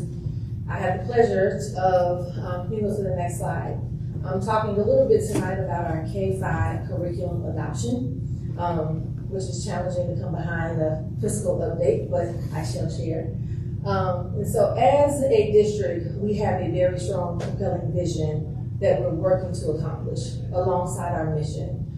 As you can see on the board, so I won't read all of it, but our goal is to advance top-tier education. And in order to do that, we have to ensure that we have the latest and the greatest curriculum in front of our students to provide the necessary supports to compete globally in our classrooms here and beyond. You go to the next slide. And so what you see on the screen are the 3 district goals that Dr. Stokes put in place upon her arrival. And so we so coined them. One, the first one is really having a thriving environment, where we have an environment that promotes safety, where children and staff and students can thrive. The second one is sustainability, implementing policies and procedures to be fiscally responsible, which Senator just spoke about. And last but not least is graduate readiness, and so that every child is on track to graduate for employment, enlistment, entrepreneurship, and enrollment. I always forget one of those things. And so you saw this last month when Ms. Morris shared a little bit about the academic department. We have a compelling vision as well as alongside a few values that we're really encompassing and utilizing to hold ourselves together. One being service, support, accountability, and last but not least, academic excellence. Next slide. And so why are we talking about a curriculum adoption? Last year, so that would have been the 23-24 school year, IDOE mandated that school districts with a certain level of academic data threshold adopt a new curriculum aligned to the science of reading and aligned to the 2023 literacy standards. Our current adoption is aligned to the 2020 standards, which means it is out of date and it's not current. We needed to also ensure that there was a systematic instruction focus that was, again, aligned to the science of reading, and that we currently have a literacy need that is far more greater than what our current curriculum can meet. We have approximately 456 second and third grade students who are not on grade level, and we recognize that the curriculum that we use needs to support them at all of their varying needs, and so we want to ensure that a curriculum can support those things. Can you repeat that number? 456 second and third grade students. And I'll talk a little bit more about that in a subsequent presentation. You have a question? What is the total number of our students? She's talking second grade students. Right, that's what I'm saying. The second grade students, you said there's 456 that aren't. So I don't know how many. I'll get that to you. I don't want to give you a misquote. Okay. Next slide. Talk a little bit about the science of reading. So within the science of reading, there are 5 key components that it looks at: phonemic awareness, phonics, fluency, vocabulary, and comprehension. It's evidence-based instruction, really looking at how teachers teach reading, right? And so I will say that most pre-service organizations, universities, don't necessarily teach teachers how to teach reading, but they are expected to teach students how to read. And so what most of the curriculums that are aligned to the science of reading does is it's aligned in a way to break down instruction in a meaningful way that allows them to support students. And the last but not least is student competency areas: phonemic awareness, fluency, oral language skills, and writing and spelling, which we know are all necessary competency areas. Next slide. So we began this review, or starting to talk about this review earlier this year, and we garnered a group of teachers from across the district. Each elementary school identified 2 to 3 teachers to be a part of a curriculum review committee. We did not want to make that decision just from the district office. We really wanted to hear from them what their needs were, where there were gaps in the curriculum, and we wanted them to be a part of that process. And so IDOE identified 5 curriculums that we could choose from. Those were the only 5 we could choose from, and so we invited those 5 vendors to come out to meet with this committee group. Again, the focus area were to ensure that the curriculum was aligned to the 2023 literacy standards. IDOE vetted each of those curriculums in advance, and so we had those rubrics and the responses to those rubrics as we began to look at those curriculum vendors. And so this is just further talking about the rubric that was used and what the look-fors were. It had to be aligned again to the science of reading. It had to have explicit and systematic instruction, which I just talked a little bit about, ensuring that teachers could lockstep teach literacy on a day-to-day basis. Had to have a robust phonemic awareness and phonics component. Also assessment and progress monitoring opportunities, and ensuring support for diverse learners. You can keep going. So what you see on your screen are pictures from the curriculum adoption day, where we were locked in the conference room in the district office for 8 hours. engaging in presentations by each vendor. Our teachers grilled with many great questions, asking about how is it aligned, what does it look like to implement culturally relevant curriculum in our classrooms, how can it support differentiation in our classrooms, even connected to the technology needed for our advanced students. And so you just see pictures of that, again, the resources. What you also see is the teachers were really digging in and evaluating each curriculum in a very aggressive manner. And so these are the vendors that were in place on that day. I need to back up and say it wasn't only for K-5, it's also for pre-K. So pre-K additionally needed a new curriculum as well that was aligned to the science of reading. Their current curriculum is not aligned to any of the Indiana standards, which poses great challenges, not only for our teachers, but for our students and their readiness beyond pre-K. And so what you see is we have Great Minds, which is Wit and Wisdom. For pre-K, they have Pre-K On My Way, the creative curriculum. We have Open Court Wonders, which is our current curriculum. And they did do a compelling presentation because they want to keep our business. But our teachers, again, voiced many concerns about the capacity of the curriculum to meet the needs of our diverse students. Next slide. Again, teachers evaluated each curriculum. So after every presentation, we had a session where teachers, again, looked at what each program was offering, looked at the strengths as well as the areas of weakness. We applied a rubric to each one in-house. So although IDOE did a rubric evaluation, we wanted to do the same so that we knew exactly what was in each one. And then they provided feedback and made some recommendations. And so while there were 5, they nailed it down to 2 if possible. And so we took that into consideration and we looked at those things. Keep going. And so the review team, their final selections on that day for K-5 was Wit and Wisdom and Sava's My View. Pre-K, their final selection was Pre-K On My Way and Early Learning Matters. And so based on those conversations, we came back to the table to begin evaluating it from a cost analysis standpoint. Because we wanted to make sure that while each of the vendors did a compelling presentation, that we were also financially responsible in looking at what they offered against our budgeted amount. Next slide. Again, these are the factors that influence that selection process: science of reading, equity focused, strong foundational skills that phonics and phonemic awareness, and ensure that they had a content-rich core literacy component. As you may know, many of the vendors, they don't write literature that mimics our environments. And so we posed several questions about what type of literature you can add to this staple core curriculum to ensure that our students can see themselves in the literature that they are reading. And so that knocked a few of them out because unfortunately they did not have a culturally rich literature base. And so we can keep going. So we wanted to make sure for curriculum, which is critical for their developmental area, that it was aligned with social and emotional learning. It had a component for family engagement. It was teacher friendly. In our pre-K classrooms, there is a lot of hands-on learning that must take place. And so we wanted to make sure that it encompassed a whole child approach and that it had a strong literacy foundation. And so here are the recommendations that we are looking to base again on the teacher recommendations as well as the financial component for each of the programs that we looked at. So for K-5, we're looking at Wit and Wisdom and Foundations in GEOs. And so they have 3 distinct programs that supports all of the components of the science of reading. And for pre-K, they voted and we agreed with Pre-K On My Way.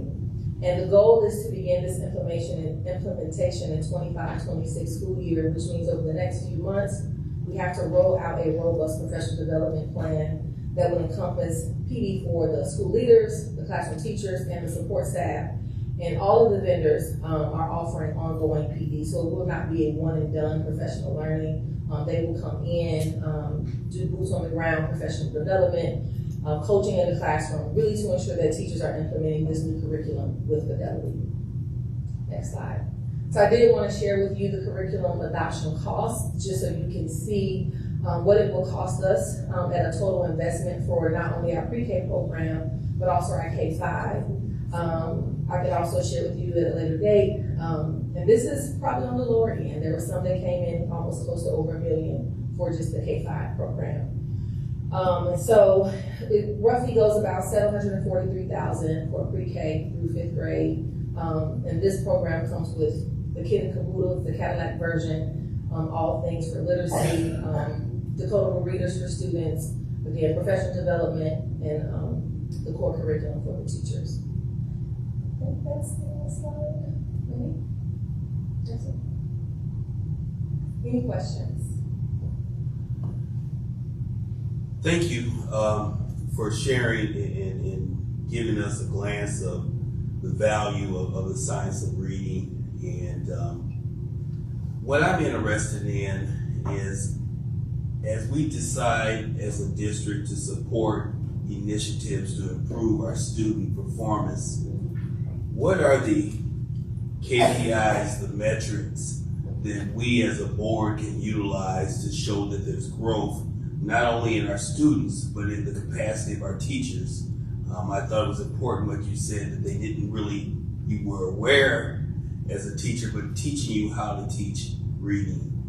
How do we know what to ask, and how do we know when we see growth, not only in our student scores, but in the capacity of our teachers? Sure. So you named one. The student academic data is always one measure that tells a story. Over the course of the years, our academic data is not where we want it to be, right? We have a number of students that are not reading on grade level from 3rd grade and beyond. And so looking at that data over time, increasing with the percentage of students who are reading at or above proficiency, tells us, one, that teachers are implementing the curriculum with fidelity. Two, that we see a comprehensive approach to the implementation in the classroom. So as we're doing classroom visits and classroom walks and walkthroughs, while that data is internal data, that's data we can share with you, because what we should see is a direct alignment to teachers' implementation to what the look-fors are for high-quality instructional practices in classroom. And so we do walkthroughs on a weekly basis in our classrooms. We use that feedback to really gauge our professional development needs and design ongoing PD for teachers. The other piece of data that will tell a story is teacher evaluation data. Because again, as teachers' efficacy and capacity improves, you should really begin to see teachers' core ratings improving as well, with them moving from possibly needs improvement to effective. And beyond. And while the goal is not to just live in there, we really want to see also teacher retention. Many of the teachers shared in this session how frustrated they were with the curriculum and how challenging it was to implement the components and how unsuccessful they felt at implementing it. And I'll be honest, their sentiments shows up in our student academic data, because they're not really clear on how to use all of the resources and tools. And so our students are not getting everything that they needed. Now, they were not speaking for the entire corporation because they're individuals, but their voices were really strong in the challenges that they were facing with the current curriculum that we're using. And if I can add, one of the other ways, at least that most superintendents that we look at data, we follow not just individual teacher data, but we also look at what's called cohort data. Yes. So we basically take a student, say they're in 3rd grade now, if they've been with us K, 1, 2, 3, we're looking at the trend for those cohort of students. So it wouldn't necessarily be all of our students, but the students who've been here with us. What have we done to, support those students in the way of their attainment for the academics? And we look at the teachers that are actually in those support classrooms to make decisions about what's best for our students. So we look at that cohort data. It's really important. I like that look at the cohort data. I like the look of going in and rating the teachers, their actual classroom effectiveness. What I'm concerned about is that we just wait for annual observations, that we're not moving fast enough to catch up. I mean, it just seems like we have such a lot to make up. And I just want to make sure the board is providing the tools needed to be successful. So it won't just be annual data. Yes, thank you. There's ongoing data. We're collecting data on a daily And I think you're gonna address some of that in one of the other presentations tonight. So I think some of those questions you can ask at that time when she has that data. Thank you. Yes. I'm sorry, any other questions or concerns? In terms of the cost, for pre-K, we have to foot the whole bill for that, right? The state doesn't provide any money for that, correct? That is correct. Could you say that louder so that everyone can hear? Yes, that that's correct. The state does not pay for provide money for pre-K. They do not, but they, however, did mandate that we have the curriculum aligned to the 2023 literacy standards. And so as a district, we have to fund that cost for pre-K. So that's another example of the state giving school districts unfunded mandates. Yes. But Yes. Yeah. Oh, thank you. I appreciate that. Yes. Any other questions? Okay, I'll be back momentarily. Thank you.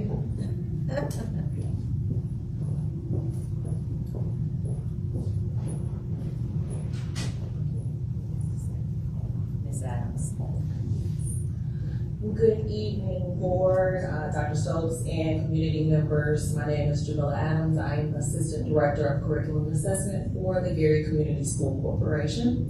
And this evening I'll be talking about partnering for student success. Next slide.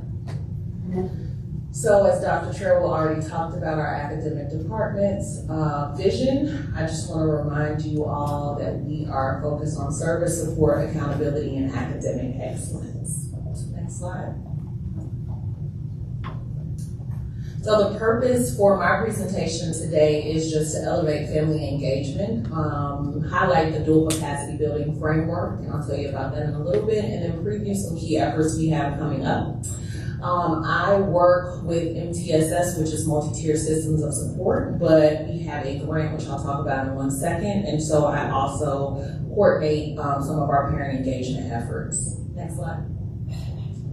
So the SFEC, or the Statewide Family Engagement Center for Indiana, has provided us with a federal grant through InSource, which is a nonprofit, and we are one of 5 partner or model sites, and we have a project called EFFECT, so that's engagement for families, educators, and community together.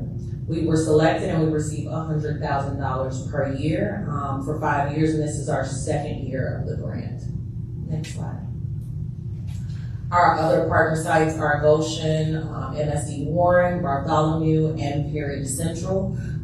Just to take a step back, the grant was awarded in 2023. I got to GCSE at the beginning of March, so I am picking up from where we left off. Next slide. So why family engagement matters. Students historically across the board perform better when families are engaged, right? So it improves our academic achievement, it boosts our graduation rates, which Dr. Treadwell will talk to you a little bit about graduation rates in her next presentation. Next slide. And it also focuses on those holistic benefits for our students as well as behavioral improvements. It should not just be teachers or school staff working on these, it should be a collaboration and a partnership. Next slide.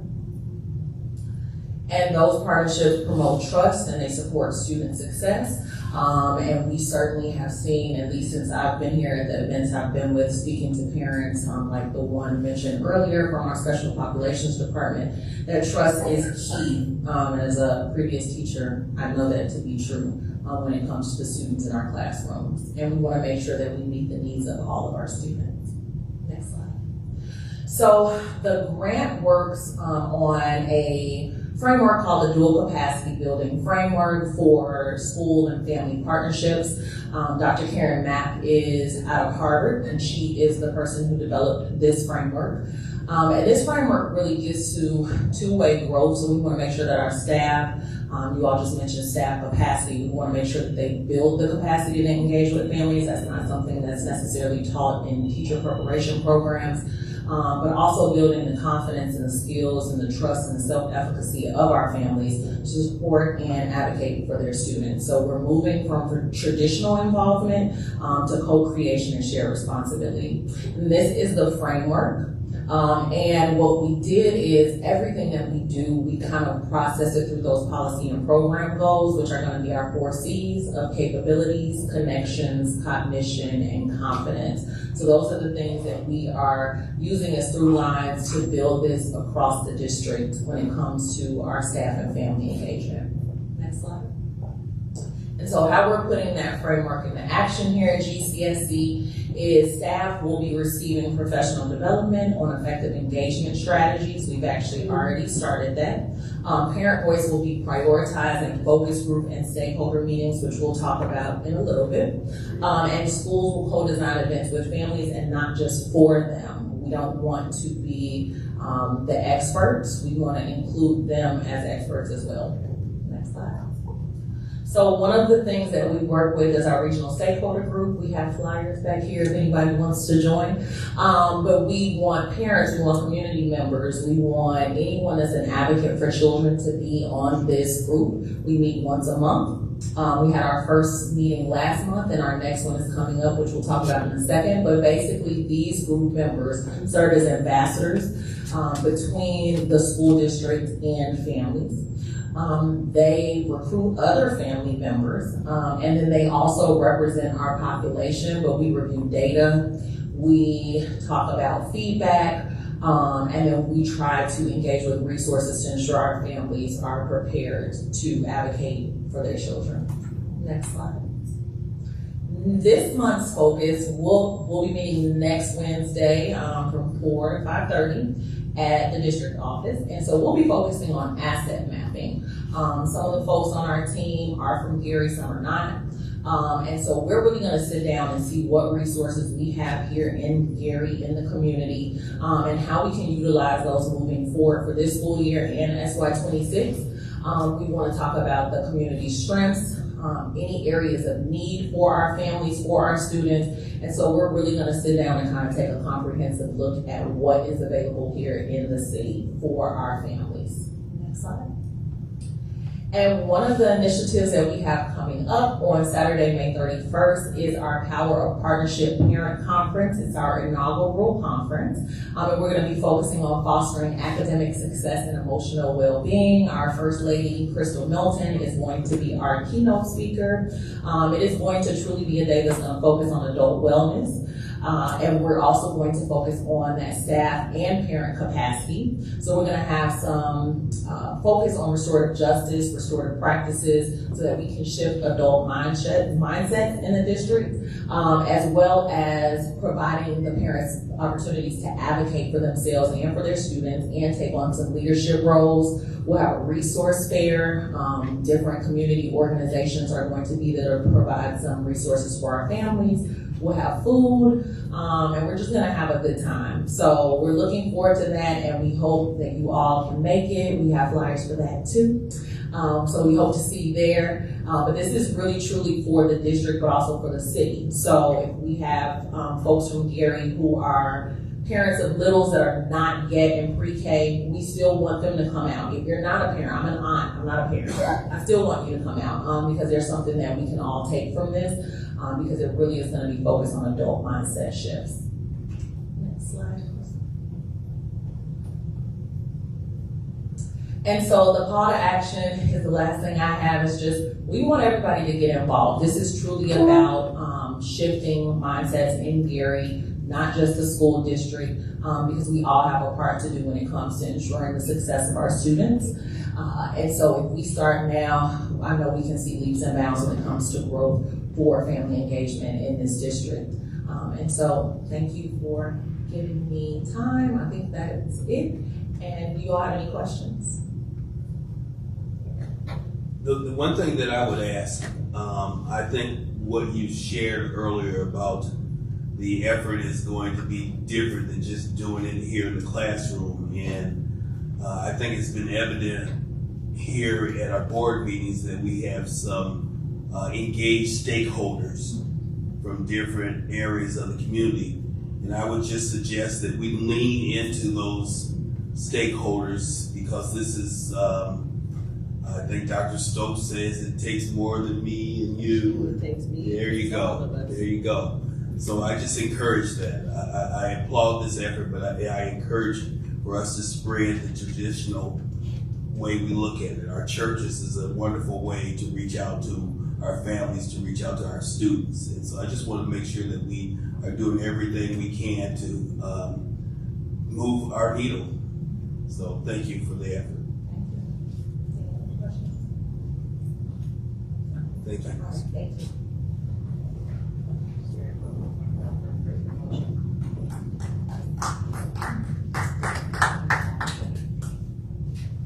So Dr. Treadwell is going to talk to us a little bit about fourth grade promotion. And as you know, fourth grade promotion deals with the I read the threes. There are actually 3 times the students have an opportunity, and she'll discuss that, to actually pass that assessment. That is an assessment at this time that needs to be passed in order to be promoted to the fourth grade. Thank you. Good evening again. Before going into this presentation, just to give you those numbers, 363 second grade and 377 third grade. Now that number changes on a daily basis as students are very transient in some cases.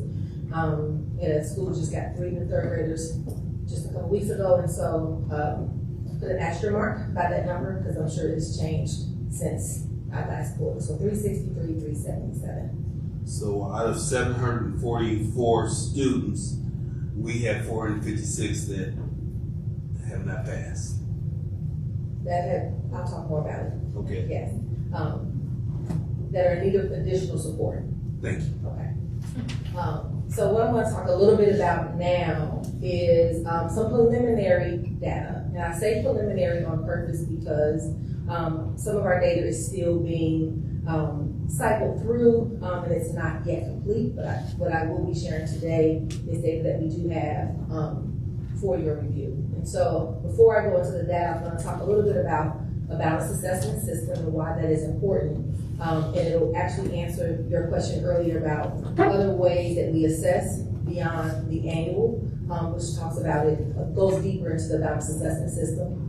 We're going to look at some preliminary data, and then we'll talk about some current interventions that we're doing to but to put our students on the right path to meeting their goals and passing IREAD 3. Next slide. And so when we think about balanced assessments, there are 3 different types.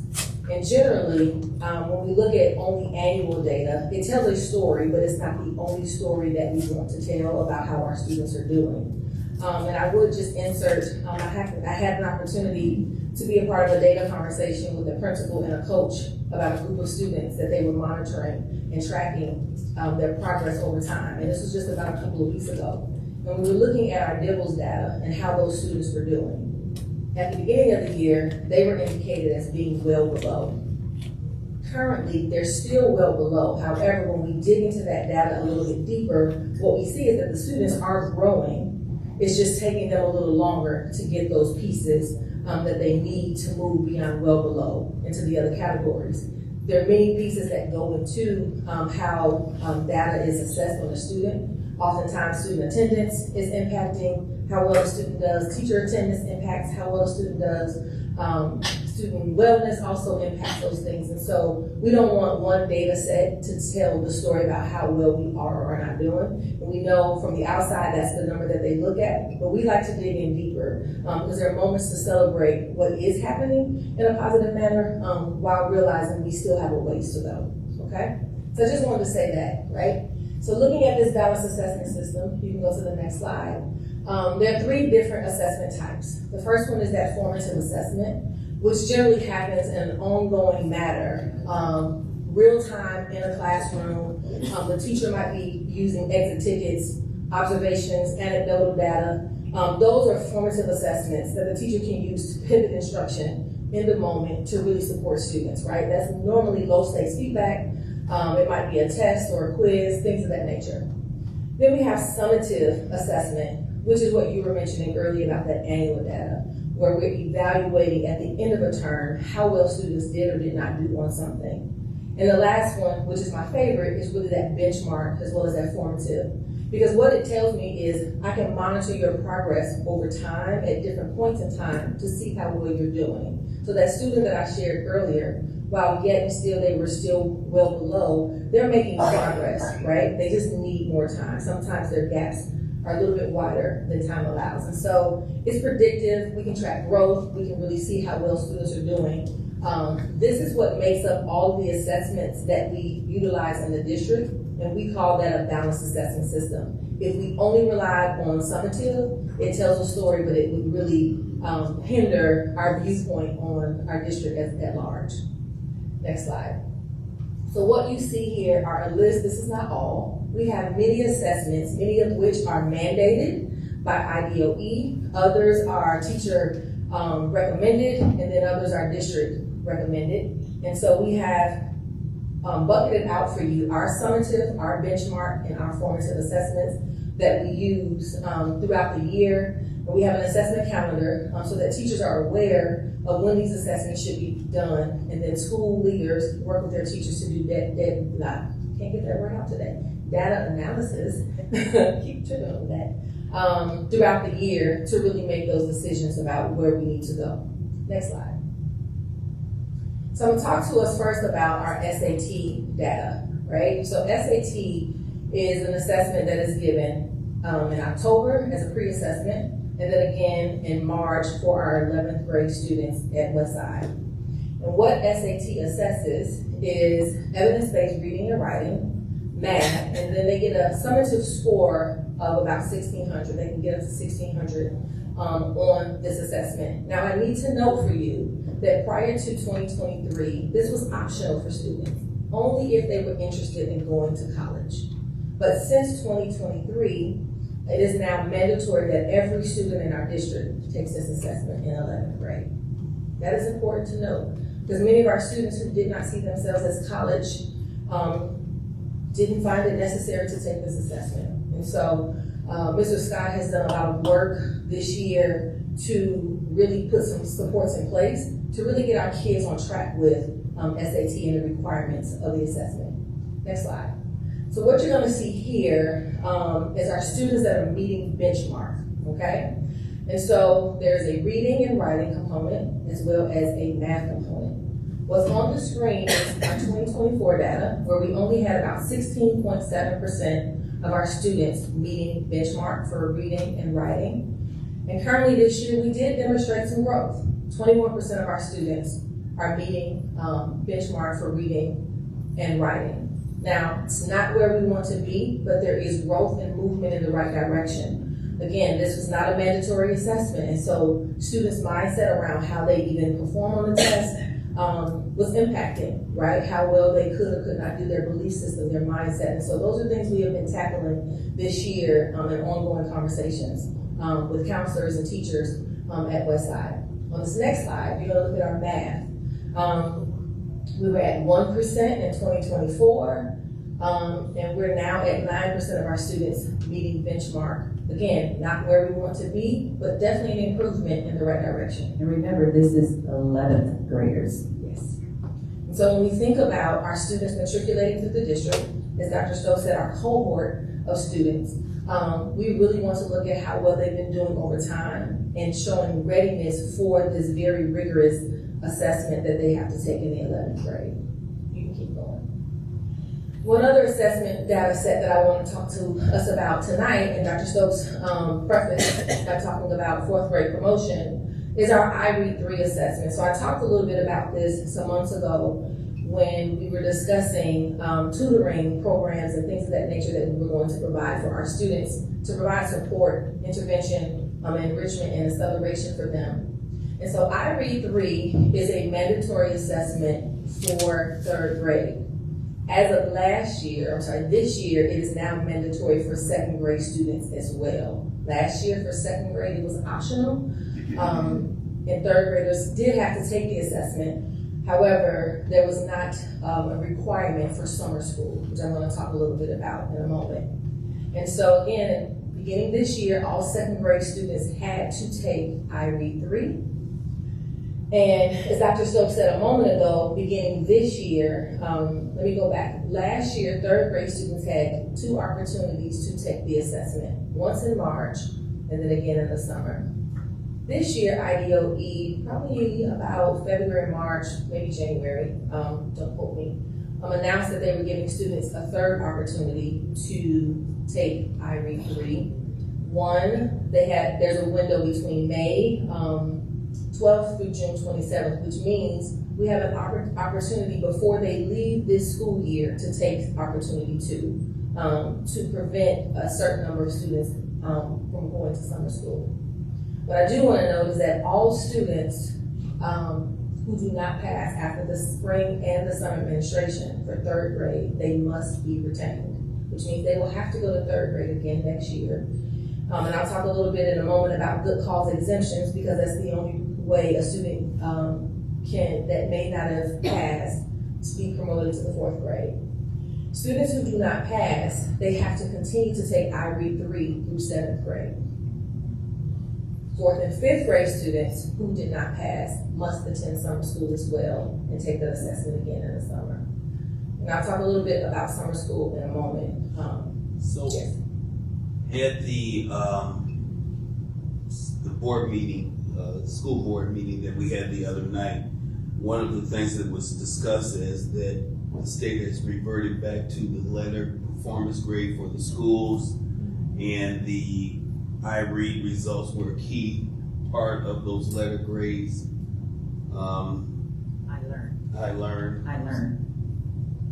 IREAD is important in terms of us having an understanding, really a key about how well they may do on their iLearn assessments. They may take iLearn in their 3rd grade moving forward, 3rd through 8th. However, the traditional old A through F system was relying heavy on iLearn data and attendance and things of that nature. There were percentages. They haven't really said how the IDOE is going to develop the new system, but it will be an A through F accountability system.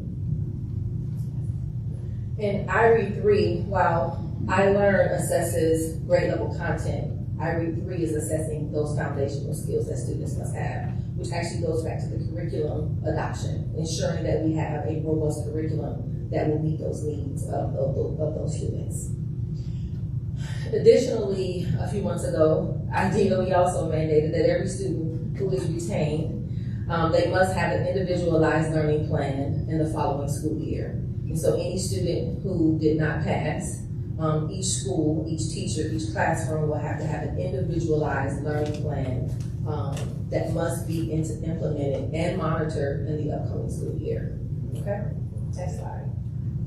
So I mentioned a moment ago about a few reasons a student that may not have passed, why they could receive what we're calling a good cause exemption.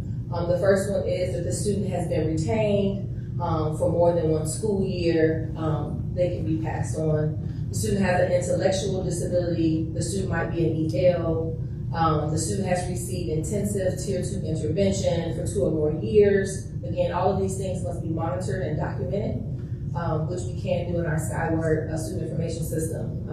And one of the responsibilities of Ms. Adams is really building out what that tier 2, tier 3 support looks like. And please tell, so our community is aware, EL stands for English learner. And the fourth one, is the at or above proficiency on iLearn Math. And so it's a pairing, so they look at iLearn data, math specifically, and if a student passed math in the same year, although they could have failed the IREAD 3, they could receive a good cause exemption and be passed to the 4th grade. Okay. So I thought it was necessary to give you this background, because this is a lot of information that we've been grappling with and really building the capacity and the understanding of everyone across the district to make sure we're all on the same page. I also wanted to share with you the performance level descriptors. I won't read those, but I do want to note for 2nd grade, there are 3 categories. You have a passing score. So 2nd and 3rd grade have the same passing threshold of 446. That indicates that they are on level, they have those basic foundational skills. 2nd grade also has a designation of on track, and you can see the number range for that category. And last but not least, at risk. The at-risk second graders are those that have to go to summer school. So if they're on track, they do not have to attend summer school. Only those students designated as at-risk. For third grade, there are only two categories. It's either passed or did not pass. Again, that pass threshold is the same as second grade, a 446. And any student below that did not pass, they have another opportunity in May. And then if not, they will have to go to summer school. You can go to the next slide.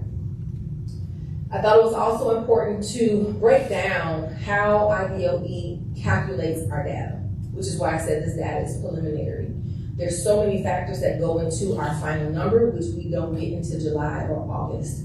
And so there's a numerator and a denominator. The numerator, specifically for second grade, is they look at that second grade cohort, so those students who would have taken it in second grade, they have to stay with us for the duration of their third grade year.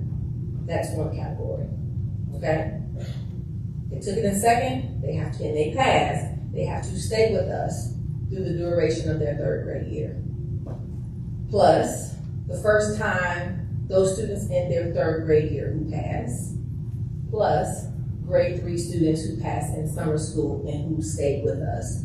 Correct me if I'm wrong, I believe it's 162 days that they have to be in the district in order to count for our data, right? Then that is divided by the count of all first-time third grade students in the district for the current school year.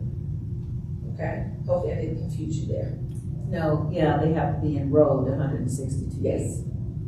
Yes. From before testing. So what you're going to look at here, and if you look at the titles, we have passed and promoted and did not pass and promoted. From our 2023-24 school year, at the end of that year, 123 students were passed. They passed the assessment and they were promoted, meaning they're our current fourth grade students. We also had 219 students who did not pass, but they are our current fourth grade students. Because last year, there was no retention conversation on the table. If students passed or did not pass, they were promoted to the fourth grade. If you go to the next slide, for 2024-25, currently we have 153 students that will be promoted to the fourth grade already in our corporation, and 182 not yet promoted. And I said not yet promoted again because they have a second opportunity in a few short weeks to take opportunity 2 for IRE3. And we are excited that we believe that they're going to do well, and that number will increase, so they will be promoted. We'll go to the next slide.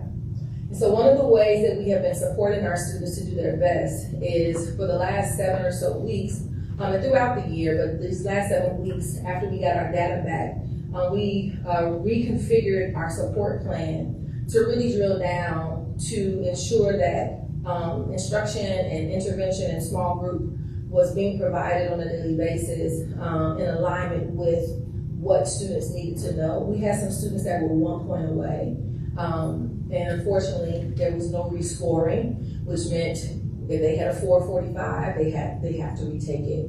And so we have been talking with principals and teachers and coaches to ensure that intervention is happening on a daily basis to meet the individual needs of students. And so the groups are much smaller. We have 4 to 5 students in each group. And we have been tracking that data over the last 7 or so weeks to really see where we need to remediate or provide additional support for students. Again, attendance is sometimes a challenge.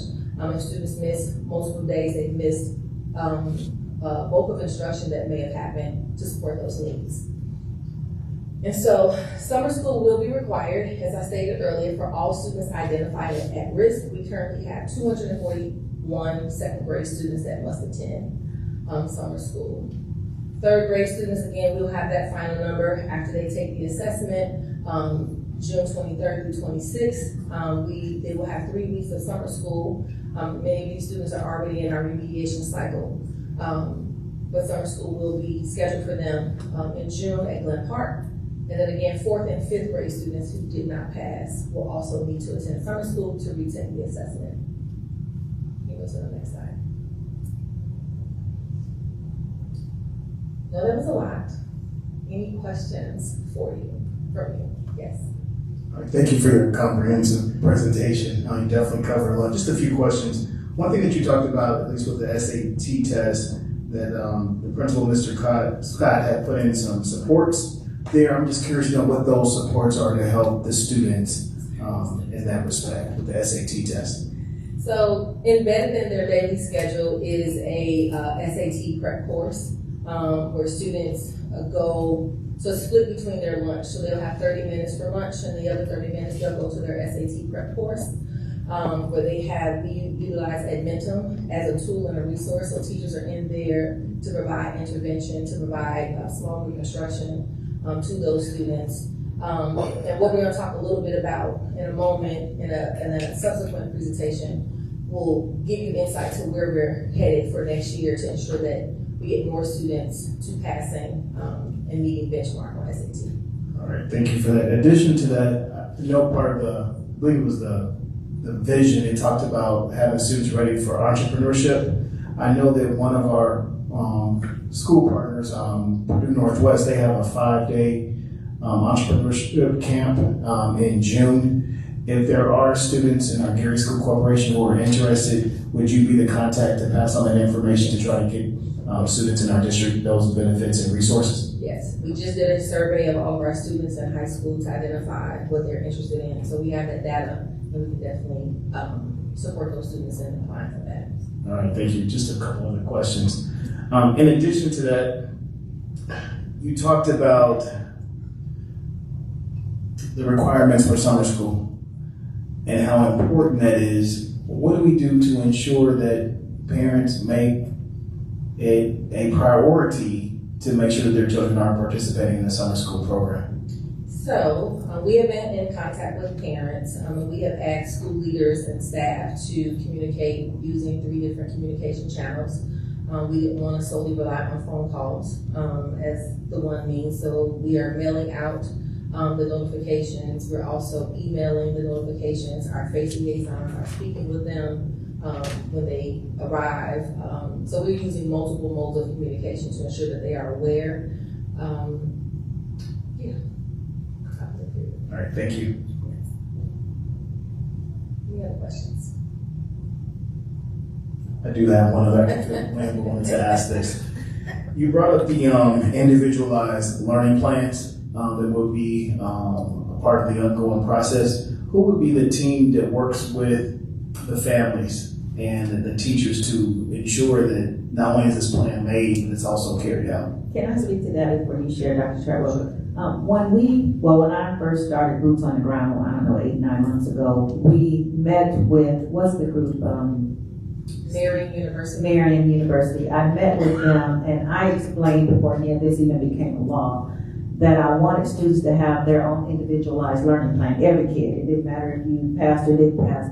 So I know there was supposed to be some work that was done around trying to make sure that teachers and students could own their learning, know where they are, know what their shortfalls were, the type of support they needed. I'll be honest to say that it didn't go as well as what we wanted, but now with the mandates, we know that it's going to go better.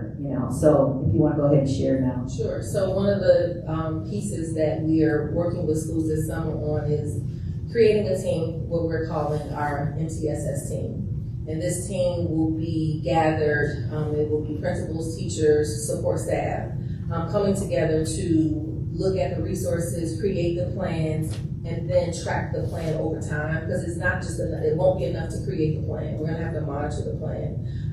Ms. Adams is already looking through Skyward to make sure that the system will be comprehensive enough for us to capture all of that data in there so that as we're looking at 5-week data, 10-week data, we can have conversations about the progress of students way before we get to an IREAD 3 assessment in March. We really want to begin to put interventions in place early on so that we can respond to students. And so you've probably heard that term, response to intervention. Essentially, that's what this team will consist of and really be looking at on an ongoing basis to make decisions about what supports we need to put in place. Additionally, with that team, we will be inviting families to the table so that they are aware this is what we're doing, but also to ensure that there are resources that they can take home to provide support for their students at home. All right, thank you. Just one other question. I really appreciate the presentation as well that was done by Ms. Adams, talking about families and being involved in our community. For our business community, what can we do to assist in terms of giving support to the district? And definitely when you talked about the science of reading and literacy, I remember that presentation being done some time ago as well. Can you talk about what we can do as a business community to support the initiatives that are happening? So I would say initially it is the awareness, right? Like this is a heavy lift. And it's a great mandate that we have. So ensuring that everyone understands what's at stake and what's required of us. Because it's not just about the students, it's really about building the capacity of the teachers in the classroom to provide this level of instruction required. It's a lot of moving pieces. I would say also we invite you to the table to be a part of those conversations because there might be a need for a resource that the district cannot fund, but businesses might have a way to do that. For example, we're looking to engage with universities around offering a GED course for our parents so that we can remove that barrier from them feeling like I can't support my child because I am challenged with reading. So we might need resources from business partners to fund that if necessary. And so those are just a few ways off of the top of my head, but those are some of the things we're looking to do, and it's a part of the parent engagement efforts. We actually shared it in a conference yesterday with the grant because it's a goal of ours to build literacy capacity, not only for our staff, but also our parents as well. Thank you so much.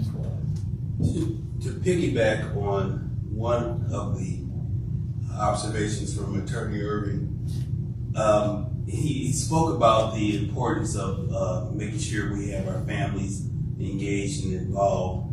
How are our participation rates in teacher-parent conferences going? Are we getting the support we need, or the participation? It's increasing.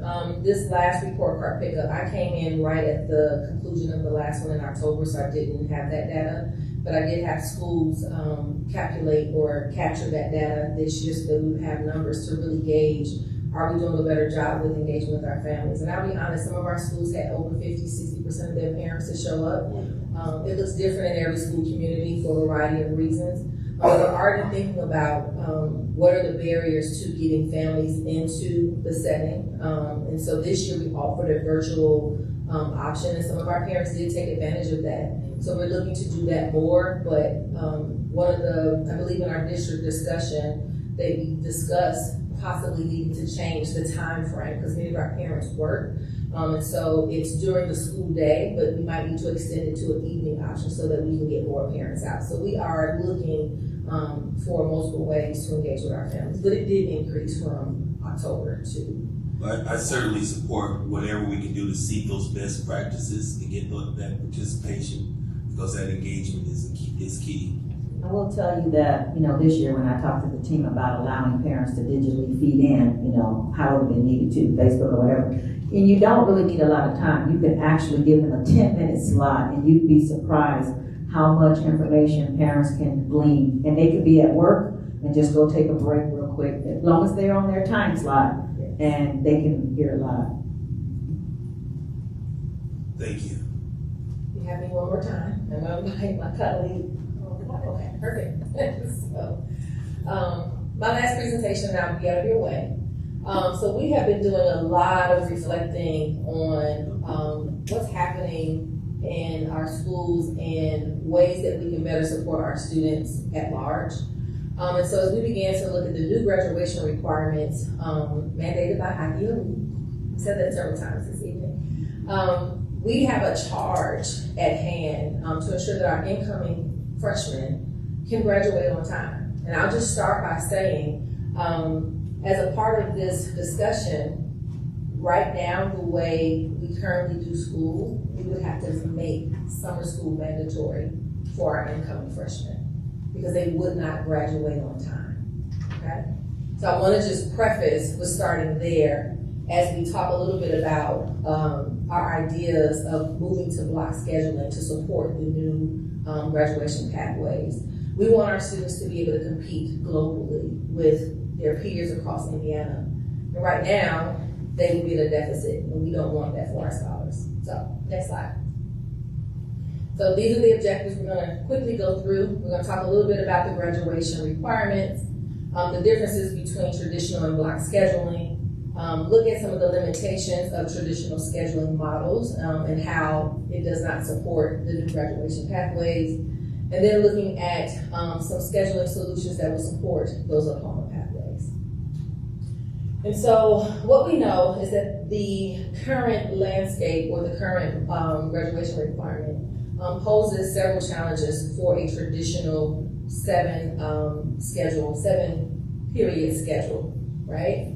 And so the new diploma requirement is enforcing it, and our presenters from Chartwell said it earlier, they need more opportunities for work-based learning, right? And we have to ensure that they can get to those opportunities.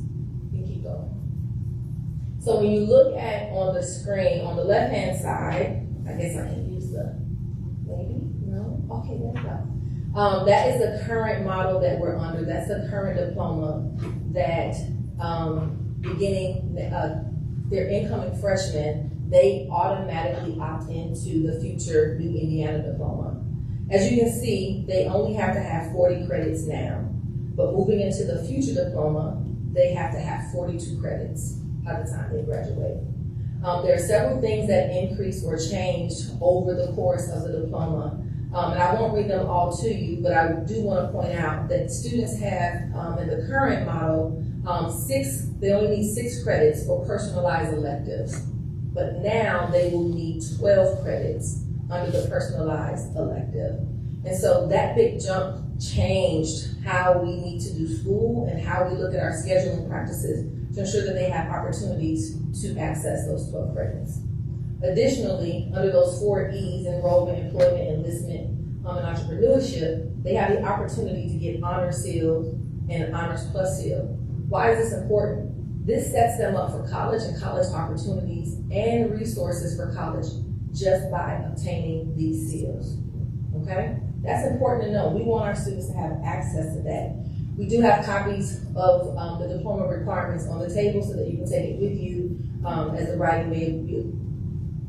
Can you bring some over so they can look at them? I know they had them at a previous board meeting, but I'm sure they didn't bring them with them.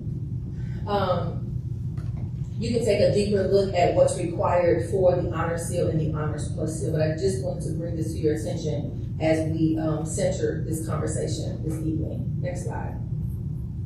And so these are a few of the limitations of the 7-period schedule that we're grappling with currently. The ability to accumulate the necessary credits in order to graduate. As I spoke earlier, the work-based learning opportunities for our students, and then course availability. When we talk a little bit about the block scheduling in a moment, and Mr. Scott will go through that, when we look at blocks, students can take 8 courses over the course of 2 days, whereas now they might be only able to take 6 or 7, right? Which gives them access to take more classes sooner. And this is all happening now in a traditional 7-period schedule. Next slide. As we began to think about this, we wanted to take a moment and survey our staff. We don't want to just do things because we think it's a great idea. We wanted to take a moment to hear from our staff that will be impacted by this change, meaning our middle school staff and our high school staff. And they had some things to say about the traditional schedule, which were some of the challenges. One being it's challenging for teachers to differentiate instruction. They currently have 55 minutes for each block. And oftentimes, by the time students get there, that's down to about 40 minutes. If students are tardy, things of that nature, it's deeply impacted because they just don't have enough time to go in depth with the content. Which takes me to the next point, shorter class periods hinder their ability to go deep into the content that they must teach, which means over time, students are not getting the depth and the breadth of what they need. Again, time spent moving between classes minimizes the amount of time they actually have in the classroom to actually be engaged in the content. And students are juggling 6 to 8 contents or subjects per day, every day, which means they might be getting homework from all of those subjects, which is a lot to juggle in this day. And so what you see, and Mr. Scott will talk more about this, is our current schedule that we're currently operating on now. Good evening, board members. President Suggs and Dr. Stokes and community members. So currently, this is our traditional schedule that we currently have. We have 6 periods, but it's really 7 because one period is a shortened period that includes or is split with lunch. It includes our SAT prep.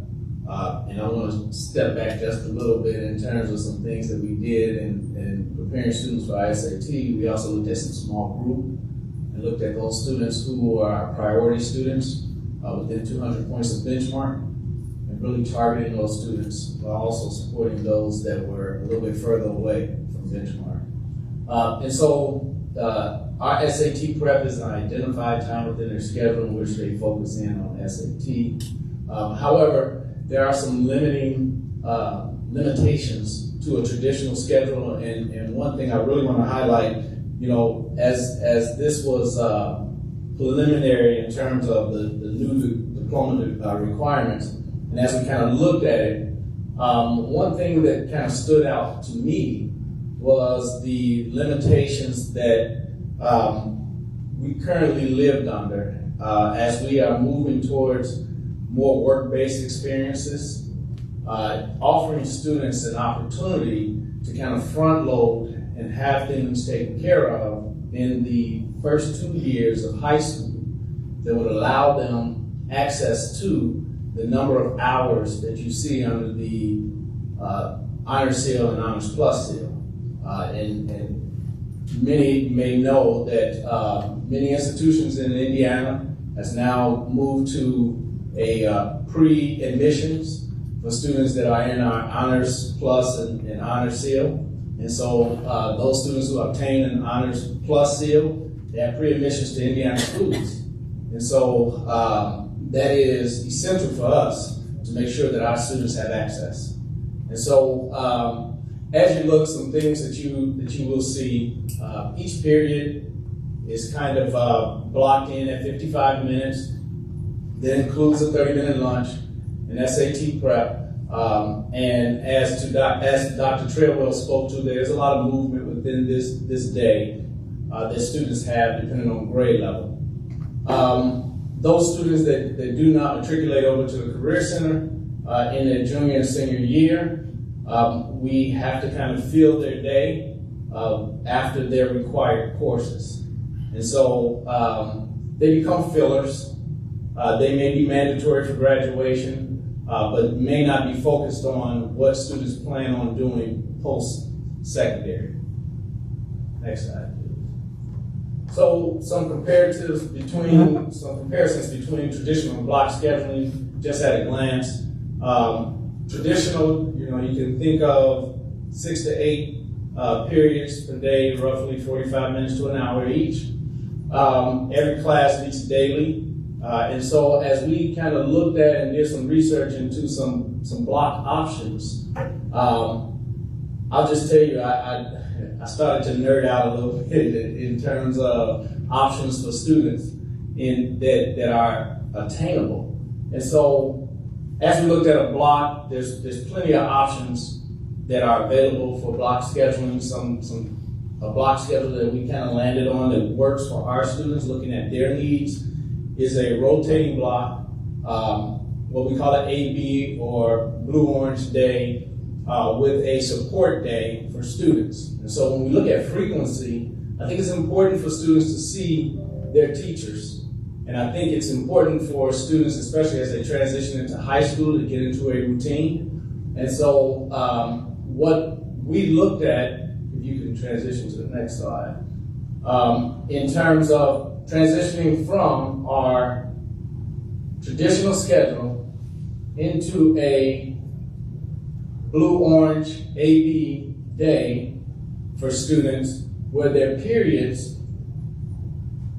would change based on the day. And so you don't have the same class every day, every block. So these are 85-minute blocks.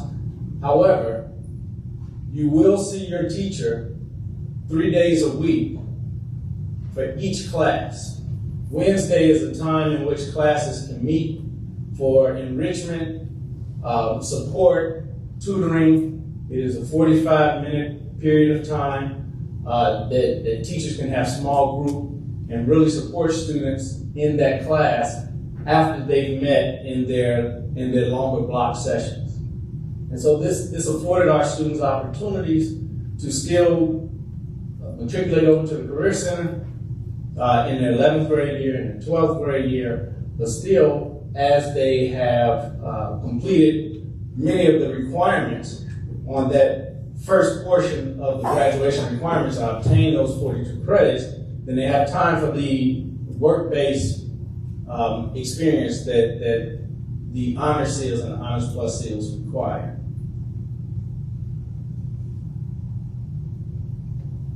So some benefits to block scheduling. Like I stated, some deeper learning opportunities, some opportunities to then chunk those courses, those blocks into smaller pieces where teachers can do smaller groups.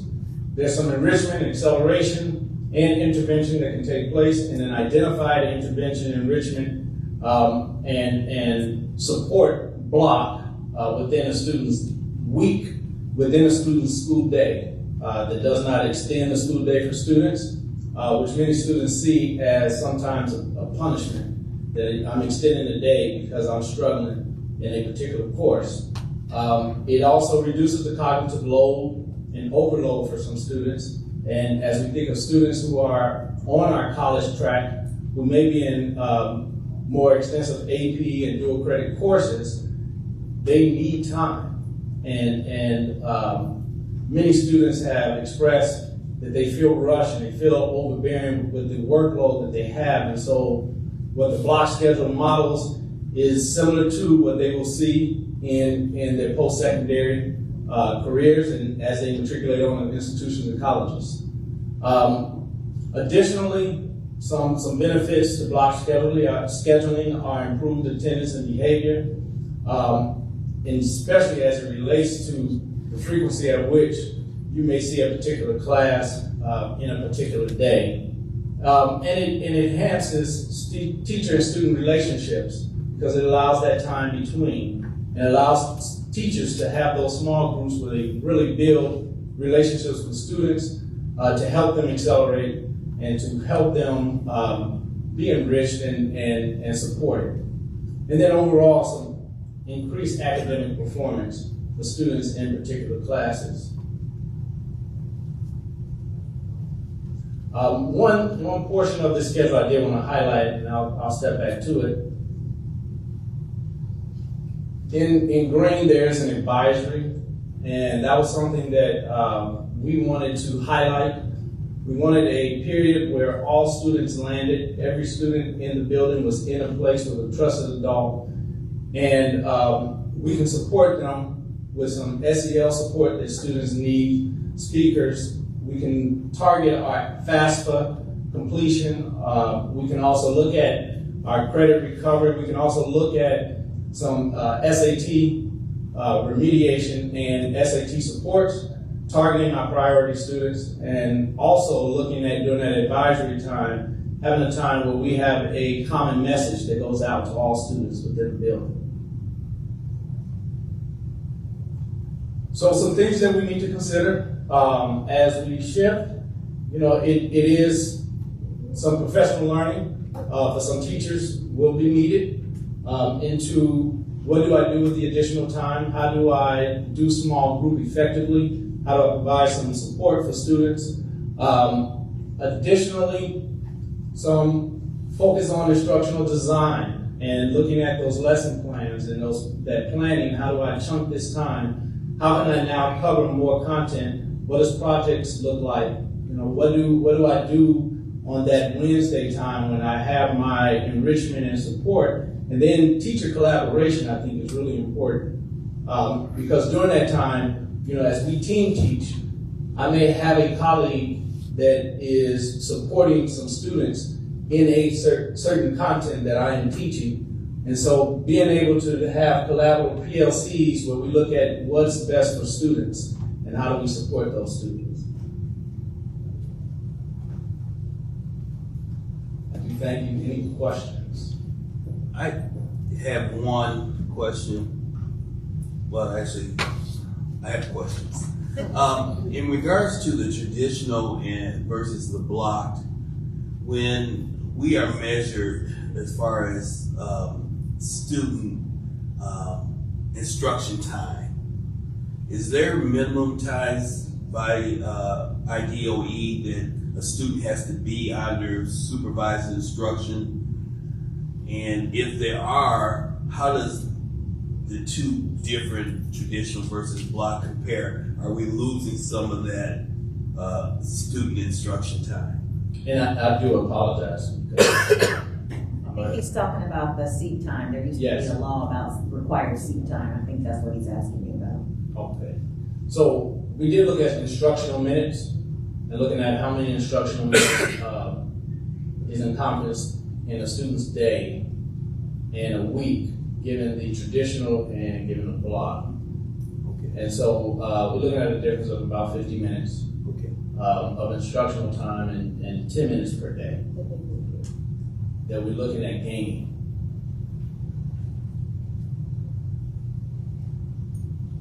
Are we gaining that time because we're losing the time in the hallway, that 15 minutes or whatever? Yeah, so currently we have 5 minutes passing time. There is some passing time, but it's not as much frequent as it is in the traditional scale.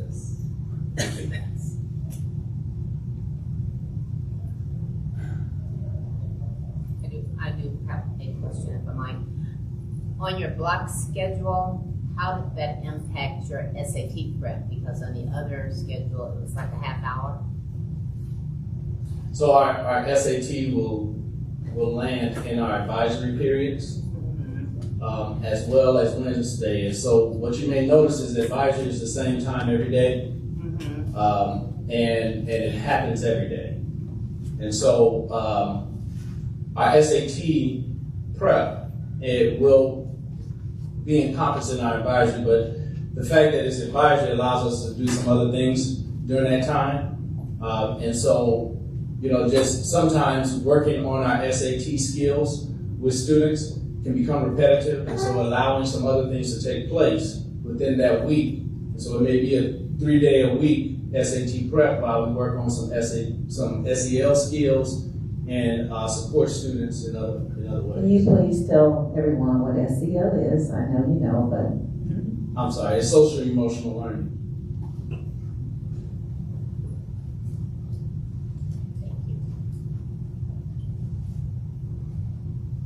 Any other questions? Thank you. Thank you.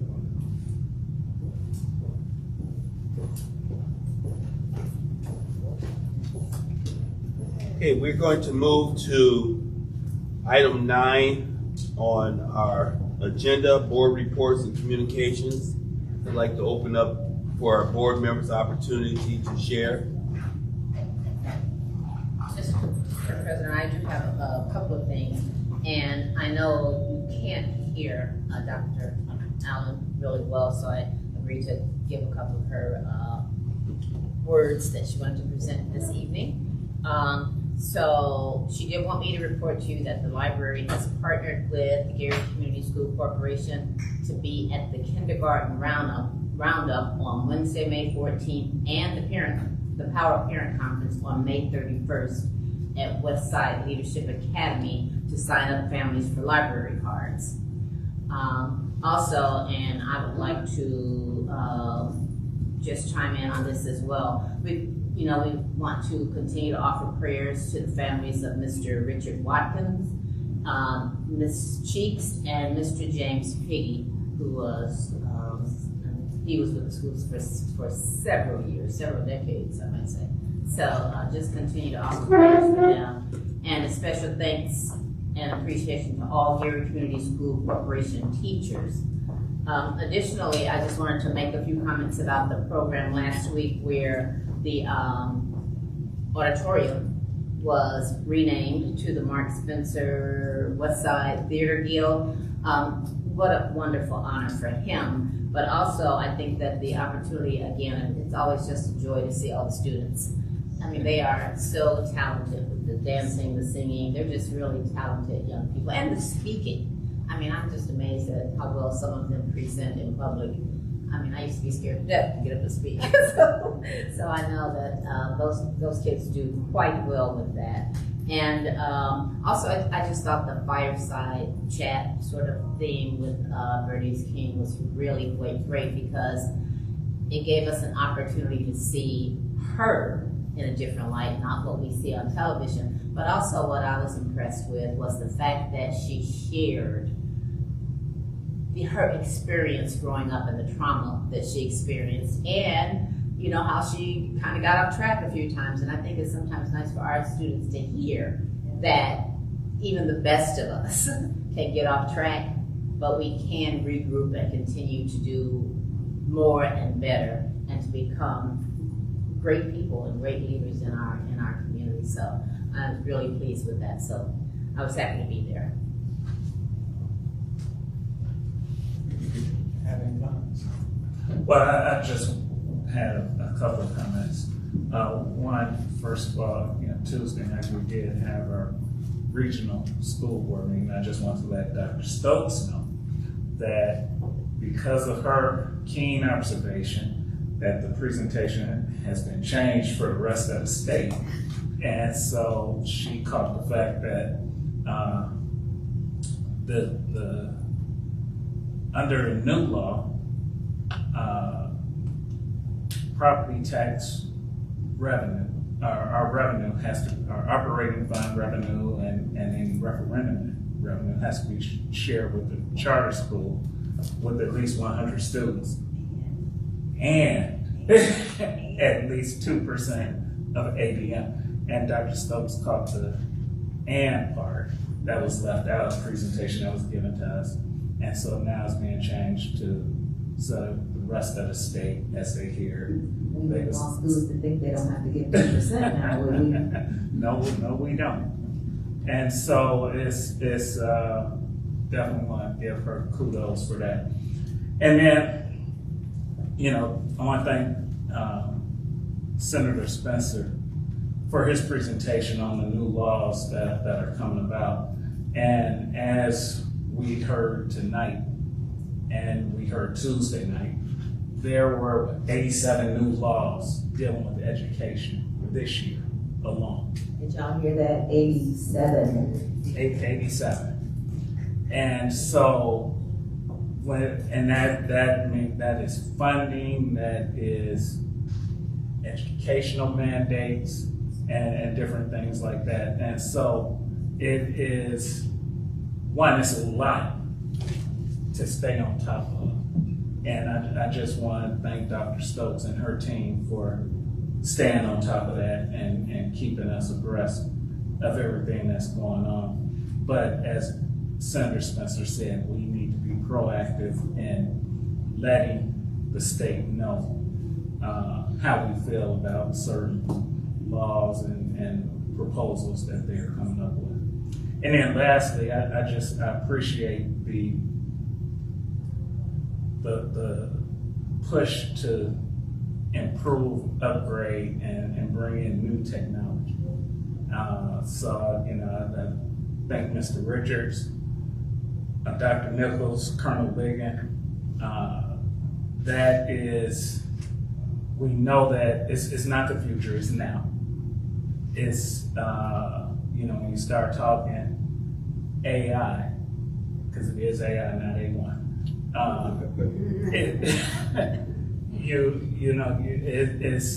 It's changing, not every day, it's changing every minute.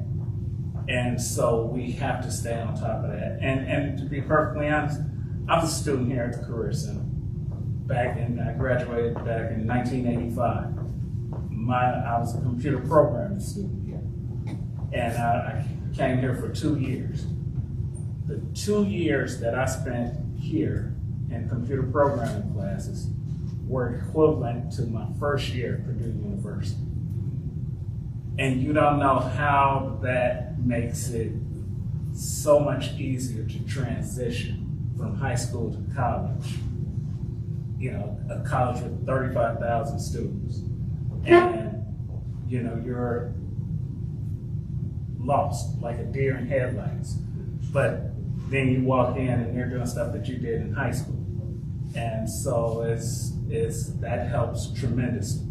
And so I definitely appreciate that. I have ideas for other curriculum that you can teach. Just because I see it in the workforce and know things that are needed. But Python programming is a great start, and so I definitely appreciate that. And so that's all I have for tonight. I just want to briefly apologize for having to leave the room, but secondly, thank you for tonight's meeting. The content here is the content that we need as we as a community move the needle on the quality of outcome with our students. And so I appreciate your effort and energy. Thank you for the presenters for the work that you put in to get prepared for tonight. So thank you for today. I'd like to move on now to item 10, Superintendent's Report. Dr. Stokes. Thank you so much. So matters of corporation interest, just to remind us, these are things that we believe are important for our community internally and externally to be aware of. So the first thing I want to say is thank you to our amazing teachers. I know that sometimes across Indiana, and probably quite frankly across many states, teachers feel devalued. And we can say to teachers that we think you're amazing and we appreciate you, but I think that it's more important when we can collaborate with you and show you that you're important to us. I think some of the things you heard tonight through all of what was shared by my colleagues, my coaches, and my chiefs was that, you know, I've heard several times we didn't want to just do something to teachers. We wanted to hear from them, do something with them. With that being said, I want teachers to know that we do value you and that, you know, it is definitely apparent to us that teachers and our students enter our environment with varying skill sets and mindsets. So let me say that again. Our students and our staff do enter the school environment with varying skill sets and mindset. It is incumbent upon us to make sure that we try to meet our students and staff where they are so that we can create an environment that is conducive to the main thing, teaching and learning. It is important for our educators to know their skill set to these varying degrees to support our students. It's also important for our students to come in with skill sets and mindsets to be able to retain the information that they're receiving. And I say that to say this, we appreciate our teachers, but I want to put a call out to not just our internal staff, but to our parents and community.